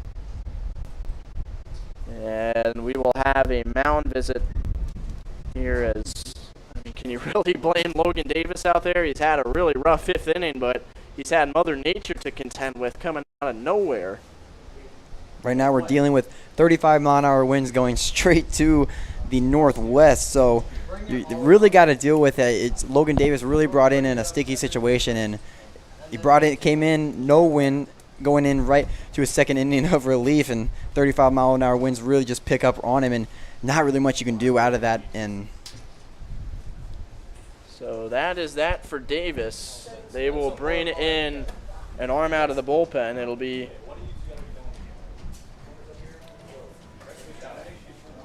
looks like it's number 18, Max Childress, possibly. Haven't seen yet.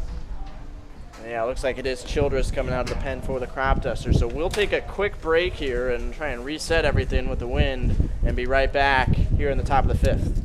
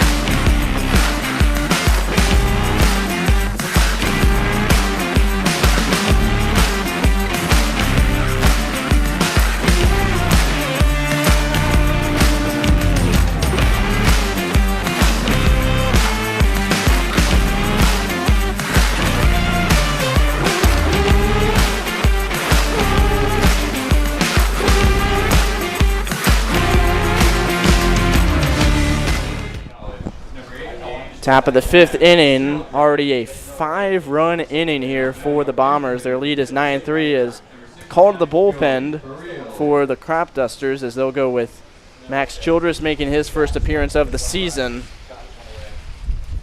And it looks like we might have just lost our camera shot. If you're just joining us, the wind has come in absolutely whipping with these thunderstorms approaching from the northwest, and we're going to have a radio call, at least for the time being. So Childress on the mound, Joey Burrell at the plate, bases loaded, 1 out. Up for ball 1 to Burrell. Jordan at 3rd, Nordine at 2nd, Lair at 1st. Again, this will be a radio call for the time being, as that's outside 2-0. And Tyler, fun fact about Max Childress on the mound, his dad, Rob Childress, is the head of player development over at University of Nebraska-Lincoln. Ground ball left side. That is in between 3rd and short and cut off by the shortstop Tilton, but he has no play. A run comes in to score. That's Jordan, and the bases remain loaded as Burrell picks up an infield hit and an RBI to make it 10-3. This Bombers offense just keeps piling on for this Cropdusters defense, and just seems like there's not really any hope left here, or any signs of hope here left for this Cropdusters defense. First pitch to Danny Sponberg is upstairs for ball 1. Sponberg was the man who led off this 5th inning. He walked and came around to score with nobody out against Thatcher Poteet. So this is the 3rd man to pitch in this inning for the Cropdusters, as it's now 2-0 on Sponberg. Danny has also reached on an error and struck out today. 2-0 pitch. Fouled off the end of the bat. 2-1. Bases loaded, 1 out. Bombers have scored 6 in this 5th inning on the heels of a 3-run 4th. 2-1 pitch. Childress to Sponberg is in there, off-speed pitch. 2 balls, 2 strikes. Nordine at third, Casio at second, and Baril at first. 2-2 pitch. Fly ball, right field. The wind is really carrying it toward the line and right, but a nice running catch is made, and the throw is spiked as Nordine comes in from third. Trayton Kozel made the catch out there, but the sac fly from Sponberg makes it 11-3. And also taking third on the play, Brennan Cascio. Now batting, the center fielder, Cropdusters, number 42, Tanner Black. Yes, grab it, bring it up. So now Tanner Black. 2 outs in the inning. Baril at first, Cascio at third. And he barrels one to the left side. On 2 hops, the shortstop, Tilton, makes the play, but has to just put it in his pocket. Another run scores as it's an infield hit. 12-3 Bombers as Cascio comes in from third on the hit from Black. 11 hits on the day so far for this Bombers offense, now 12 runs.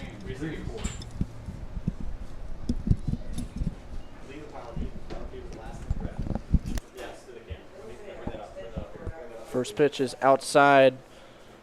Ball 1 to James Grease, the left fielder. Yes. Roll all the way up. I'm just going to let go of him. And then an off-speed drops in. 1-1 the count. Okay, so again, I don't. 2 on, 2 out. Max Childress on the mound. In this 8-run 5th inning for the Bombers. 1-1 pitch. Sliced foul back behind the plate. 1-2.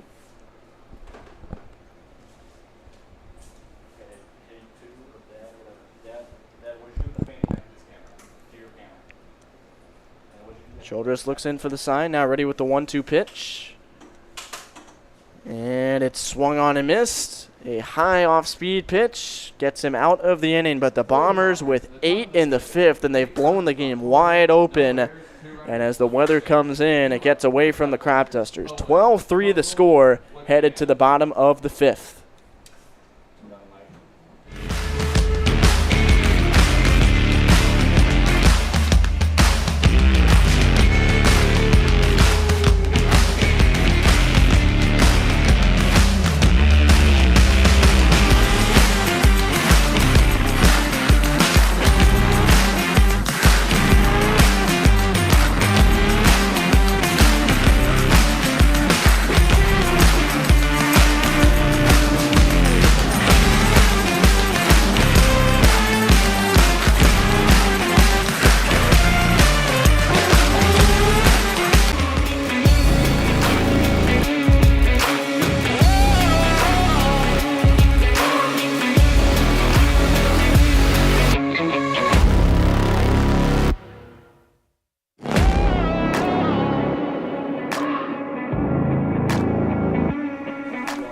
Center fielder Cade Owens leads off the bottom of the 5th.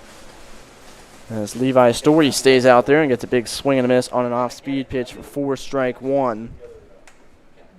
Story pitched a scoreless 4th inning for the Bombers. That was with a 1-run lead. Now he's got a 9-run lead as he finds the outside corner for 2. Another off-speed pitch to Owens, who is 1 for 1 with a hit by pitch and a single. He's stolen 2 bases and scored 2 runs. Now the 0-2. Way outside. It gets to the backstop. And now 1 ball, 2 strikes as the rain is finally starting to come down. And I've been saying it for a while. I don't think this game has much time left. We got this Haymakers team sitting in the bleachers, and that rain just started. Now it's coming in. Slice to right center field. The wind will push it toward the gap, and it gets down. Wide turn from Owens, but he will make his way back to first, and it's a leadoff single for the Cropdusters center fielder here in the 5th. And this rain is now starting to come down here. Seems like it's going to get harder by the minute, and I wouldn't be surprised here in the next couple minutes, Tyler, if this game is called, because this rain is now starting to come down pretty hard. We just closed our window up here in the booth as it'll be Thatcher Kozel, the left fielder, stepping in. He's 1 for 1 with a walk and a single. He's also stolen 2 bases and scored a run. And he takes a fastball low for ball 1. Owens the runner at first. Bombers 12 runs on 10 hits, no errors. Cropdusters 3 runs, 4 hits, 3 errors. 1-0 pitch. Owens takes off. The pitch is inside for a ball, and the throw down is late and into center field. Owens makes his way toward third. The throw from Tanner Black is not in time, and that bounces away. So it'll be a steal of second and an advance to third on the error as the rain is really coming down now. And we are going to suspend the game here. They're all coming off the field here in the bottom of the 5th inning. A 2-0 count to Thatcher Kozel with nobody out. Here comes the tarp. 12-3 lead for the Bombers, and we will get back to you when we get a decision about potential resumption of play. We are in a rain delay here at J.J. Isaacson Field.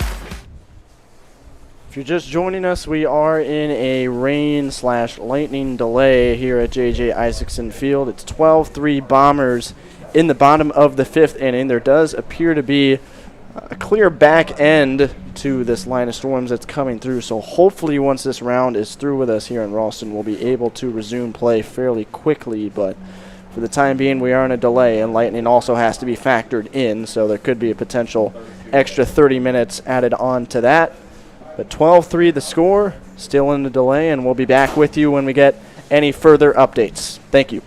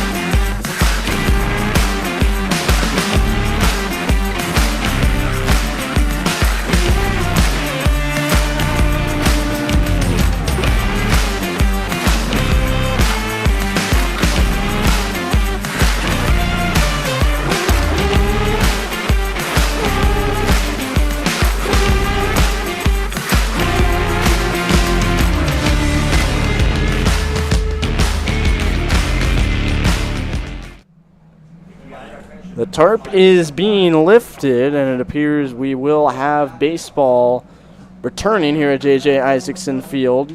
The weather came through. The rain came pouring down, but we are on the back side of it now, and it looks like in a matter of moments we'll be back to this game between the Bombers and the Cropdusters. A reminder, it's 12-3 at the moment. We're in the bottom of the 5th inning. Bombers have the lead after they scored 8 in the top of the 5th. And the Cropdusters will have a runner at third base with nobody out when we return. So we'll take a quick break, and we'll be right back with you when the game is resumed. But good to see the tarp coming off and the ball players taking the field once again. Thanks for sticking with us, folks, and we'll be right back here with you on the Corn Belt League Network.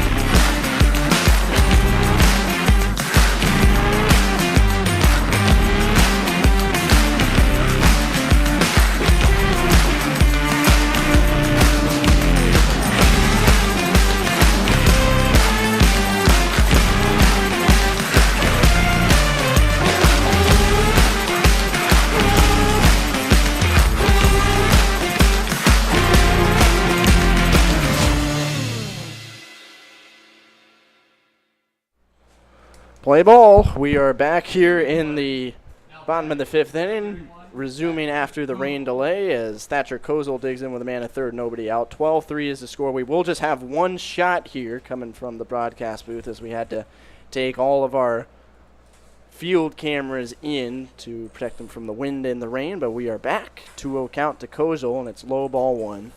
Cade Owens is at third base. He singled and stole second and then advanced over to third on the throw into center field. And it ends up being a 4-pitch walk that took about half an hour to Thatcher Kozel as he sees the first 2 pitches before the delay and the final 2 after, and he's on with nobody out. And they're on the corners for Wickham. So, Max, just a weird game in about every way imaginable. I think now we can say we've actually seen everything. Yeah, just about. It's before the weather delay, we saw a lot of baseball, and then we saw some rain, we saw some lightning, and now more baseball. 1-1 on Wickham, and it really does appear that Mother Nature has a dislike for Tuesday night baseball. This is the 3rd time out of our 5 Tuesday night doubleheader broadcasts that we have had a game either postponed or delayed. That first Tuesday we had, it was the hailstorm, and that was probably, I don't know if any other rainstorm here that we have at the Corn Belt League will top that very first Tuesday with that big hailstorm. It looked like it was December on the field. It was like a winter storm. almost. And that bounces away. This will get a run home. Owens comes in to score on a wild pitch, and Kojal takes second. Wickham is now ahead 3-1, and that makes it a 12-4 game, as the deficit is cut down to 8 here in the 5th.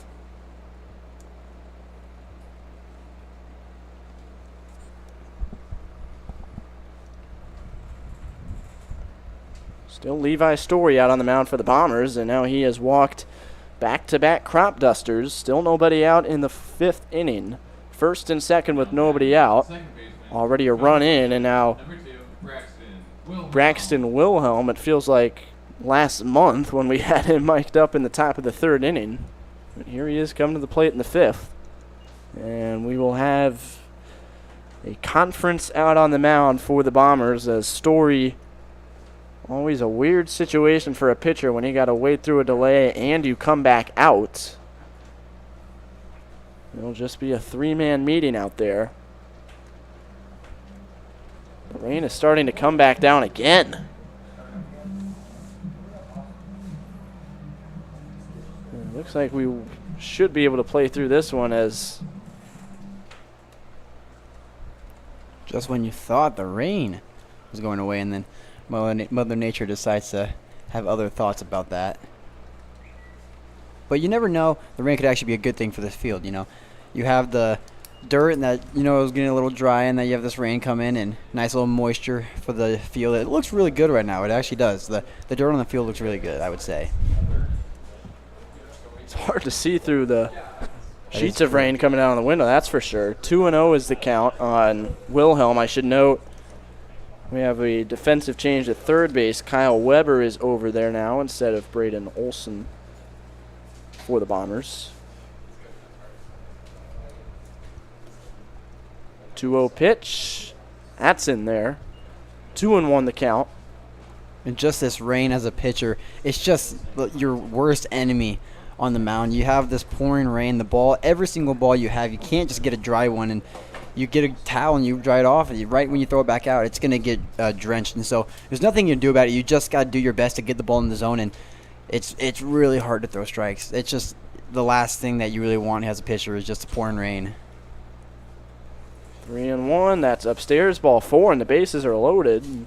Don't look now. The Cropdusters might have something here with the ducks on the pond and nobody out. But Max, I mean, did you ever pitch in any rain games? I definitely have for sure in my life. There's been plenty of those, and that's why it's never fun. I know Jaden Taylor, is directing now today on a Tuesday night. He does definitely pitch in rain, and any pitcher that can say that's pitching rain, it's the last thing you ever want to do. It sucks. It really does, because it's so hard to throw a strike, and you can't command the ball like you really want to. You can't throw your off speed for a strike, and it's just really nothing works for you when the pouring rain is coming down on you.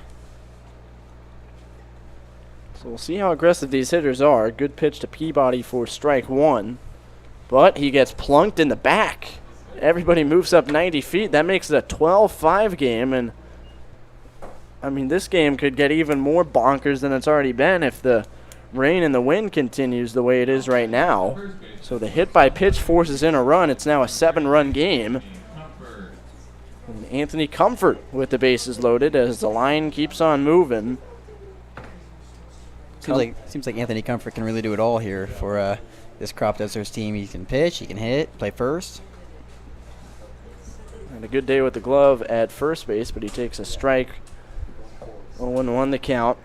3 straight walks and then a hit by pitch. As this is chopped out to third. Good pick there, and the only play is to first for Weber, the defensive replacement. So he does get the out. Cropdusters bring home another run as Wickham crosses the plate. Check that, it's Copeland pinch running for him. So 12-6 the score on the RBI ground out from Comfort.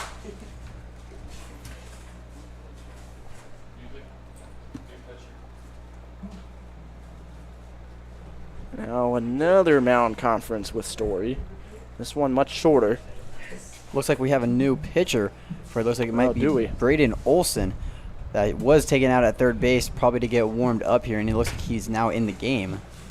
Yep, good point, Max. I was wondering why he came sprinting off the field so fast, but it was right after that first mound visit, so it is Olson And I will say, though, it is really hard to see out of this window right now with all this rain coming down. And it's a big challenge for us here, especially we like to have the windows pulled out so we can see with no window, and especially when we can't do that right now. All the rain covers it. It's kind of hard to see for anyone here in this press box. So we will take a quick break here as Olsen gets warmed up.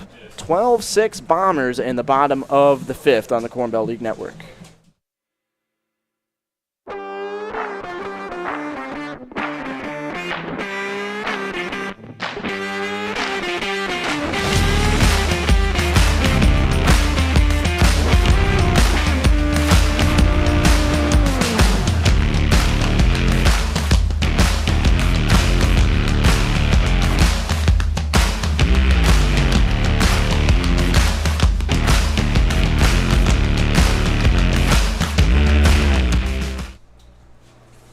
Quick warm-up for Olsen, and we are back and ready to go as Trayton Kozel, the right fielder, steps in and takes one outside for ball 1. And you look at the pitching numbers on the year for Olsen.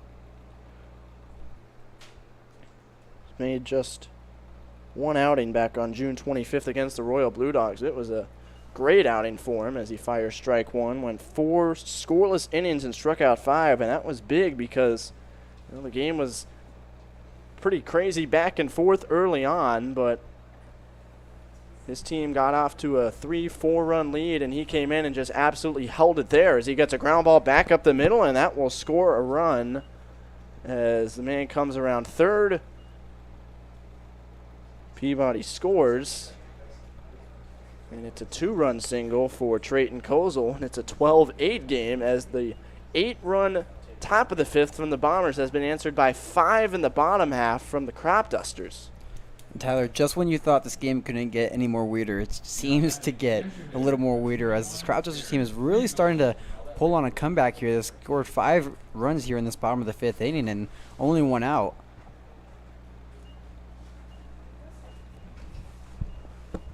So now it is Barrett Ringel with Kozel at first, 1 out. Wilhelm and Peabody scoring on the single as that one is low for ball 1. The rain thankfully starting to die back down again. It picked up basically right after we resumed play.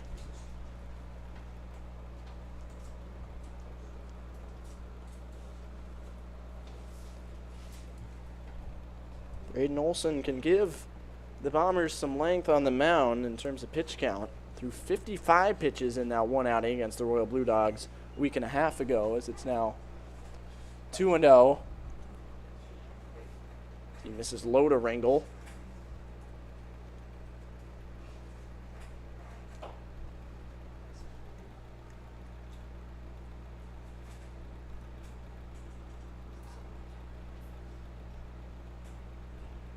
Two-0 pitch, up and in. 3 balls, no strikes. Kozel at first base. We've already seen 3 walks and a hit batsman in this inning, so an opportunity for the Cropdusters to keep getting it done without even having to swing the bat. However, they'll have to wait. As Olsen finds the strike zone, 3-1.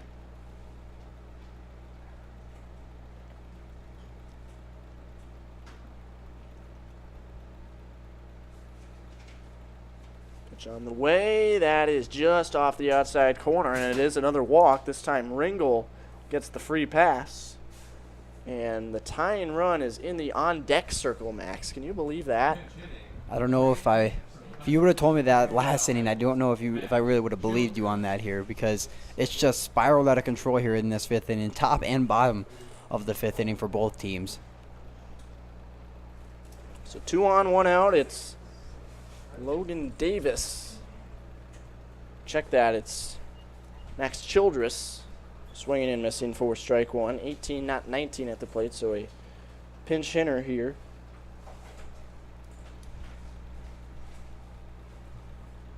Looks like we've got Dakota Hogan running at first base once again for Barrett Ringel as it's 1-1 on Davis.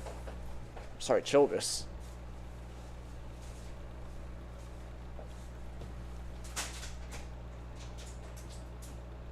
1-1, and it's in there on the outside corner. Olson gets ahead, 1 ball, 2 strikes, and a 10-hitter. Childress seen his first at bat of the game. He's already pitched a little bit in this one, and he waves and misses on a pitch riding up and away. Olson strikes him out swinging. And now 2 down, and that'll turn it over to Jack Tilton at the top of the order. And this is a pretty big moment in the game here. Tilton has an excellent bat, but Olson can get out of this still up by 4 if he can record this final out. Biggest thing here for Braden Olson is you got to minimize as much as you can here. You let the Cropdusters come in by 4, and you just got to do your best to get this one last out here and keep the lead. Strike 1 to Tilton. So now after the Bombers brought 13 to the plate in the top of the 5th inning and scored 8, the Cropdusters have now brought 10 to the plate as this is fouled off. 0-2, and they have scored 5. 12-8 in the 5th inning. We've seen some 12-9, 12-11 games this year. Saw the Filth Ballers put up 17 last Thursday. 17-0. Yeah. That was. That one bounces in. Good block behind the plate by Jordan. 1 ball, 2 strikes. There's coach on the left side, Coach Austin Alexander, trying to get a dry ball for his pitcher, Braden Olson there. You got to do your best to try to get as much dry balls as you can, and whether that takes umpire throwing a ball out every pitch, every at-bat to have a coach or player in the dugout dry a ball, you got to do your best to do it, actually. Here's the 1-2, swing and a miss. Tilton down on strikes, and Olson does get out of it. But the Cropdusters, believe it or not, are somewhat right back in the game. That might. And is the game over? It looks like the game might be over. I believe we're going to call the game here after 5. At least that's the reaction right now. The Bombers are exchanging high fives. The Cropduster coaching staff is upset. They feel they're right back in the game. I think we have a lot of miscommunication on the field from both teams here. We have the Bombers on one hand thinking they just won the ball game. We have Jared Jones, coach of the Cropdusters. We're going to continue. And look at this. What in the world? So the Cropdusters take the field again. And we go to the top of the 6th inning. It's 12-8 Bombers.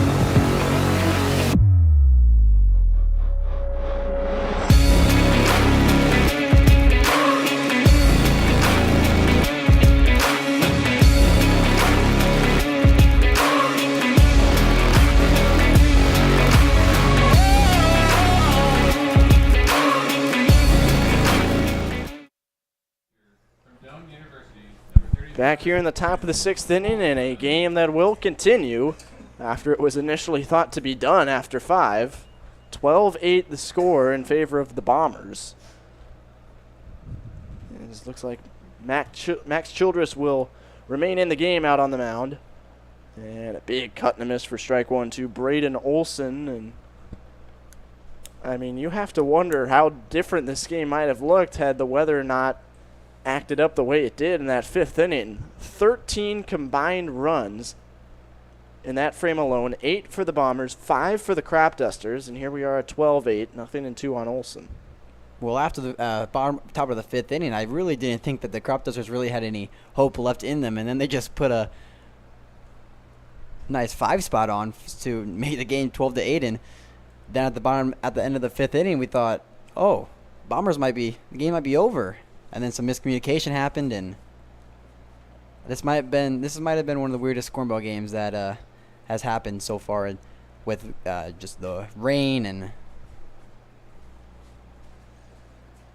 Outside, 1 and 2 on Braden Olson.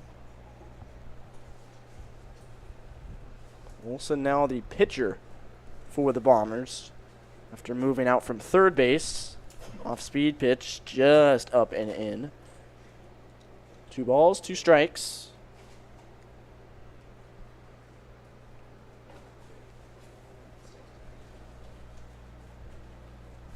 And a swing and a miss on a pitch low and away, well located by Childress. And that is out number 1 here in the 6th. That brings up Caleb Lemon. Once again, we'd like to apologize for the one camera shot we've got going right now, trying to see through those raindrops. We had to bring all of our field cameras into safety with the rain and the wind. As there's an off-speed pitch for strike 1 to Caleb Lemon, the shortstop. Lemon with a line out in the 1st, a single and a run in the 4th, and then an RBI double and a run in the 5th. Did he go? Yes, he did. 0-2. So Childress, after all of these pitchers we've seen struggle and fail to find the strike zone, he's really looking confident out there. Gets a foul ball on 0-2. So Lemon stays in there.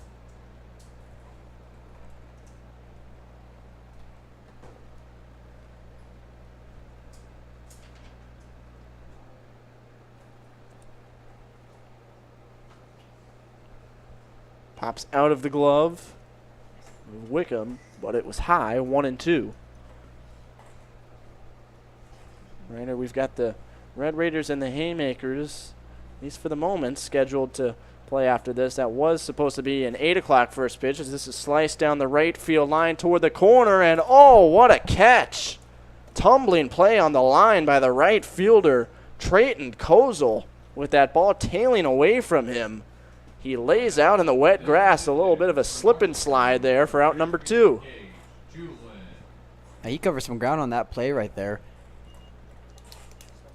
I think it helped him with that wind that died down. Take a look over in center field at the flag. The wind has just completely gone away here, and I think that might have helped Trayton Kozel track down that ball just a tad bit. And nonetheless, great play out there in right field.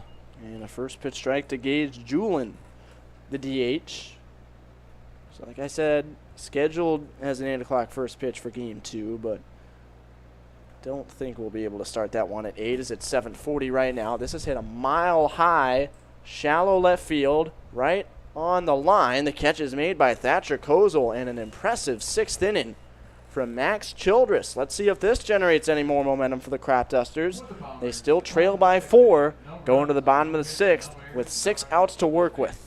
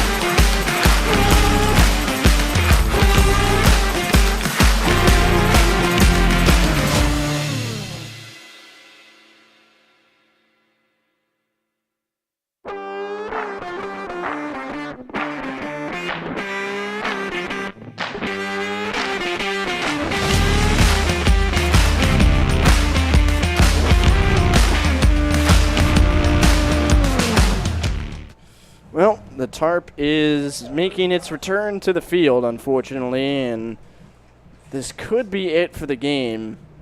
Every Corn Belt League game is only scheduled to go up to 2 hours and 30 minutes after first pitch, and with the rain delay, we added 15 minutes, so it was 2 hours and 45 minutes, and we're just about 3 minutes away from that mark here, and there's a pretty good chance we might not come back here, but we will give you the official update when we receive it. The tarp is back. The rain is coming down once again. 12-8 Bombers as we get ready, at least for now, to try and make it to the bottom of the 6th. Thanks for staying with us, folks. Tyler Reidy and Max Coughlin with you. And we'll see what we can do here, trying to finally break our way through the weather. It has been a weird, weird day of baseball. Thanks, everybody.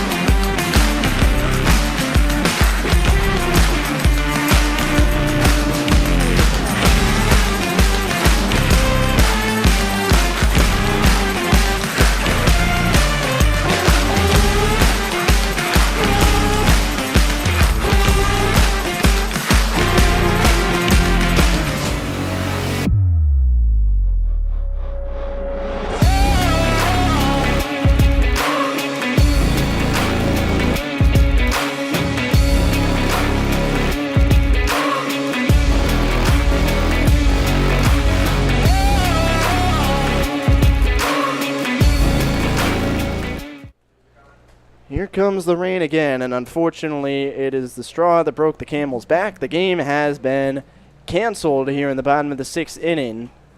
12-8 the score. Bombers ahead of the Cropdusters. We'll see if the game ends up being finalized. But, boy, Max, just an absolute oddball of a game. I don't know if I have the words to describe it, so what do you think? And Tyler, I believe the game will get finalized. I believe after the 4th inning is done, if there's a delay in the cancellation, the game is finalized. So I believe that is a Bombers win, 12-8 here. But nonetheless, Tyler, that was a weird game that we had just watched. We had 2 rain delays in this one game. It felt like it was going on forever. It could have felt like we had a mic'd up player today. We had Braxton Wilhelm. Thank you for him for coming on to this game today. That was really fun of you asking him some questions, talking to us, and I feel like we saw a little bit of everything in this game today. We saw very first inning out of the get-go, we saw aggressive base running and from both sides of the team. We saw Bombers right out of the get-go, they aggressive base running, and then right next inning we saw the Cropdusters go right back at it, and then right after that we had that big 5th inning where we had the rain delay, then right back into the game, and Bombers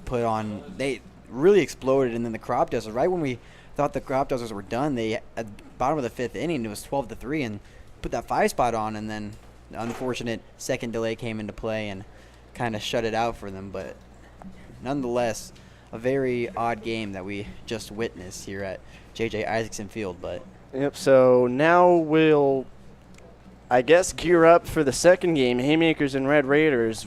We'll see if we get to that point. Obviously, the rain is still coming down. Tyler, I know, or for the viewers out there, you guys can't see the field because you're seeing exactly what we see, but the field is not looking too good. And the second game is not looking too good at all because it is no longer going to be played. So we just received word.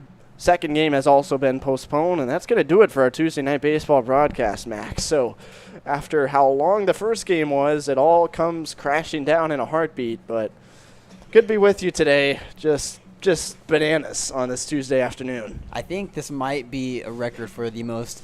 Right now it's on a Tuesday for the Corn Belt League. I don't know if this was ever a stat that was tracked for the past seasons, but I feel like it should start being tracked because we've already had 3 of the 5 that we've been rained out for at least one of the games, and now we've had both games be canceled out here. So it's been crazy for Tuesday Night Baseball on the Corn Belt League Network. But yep.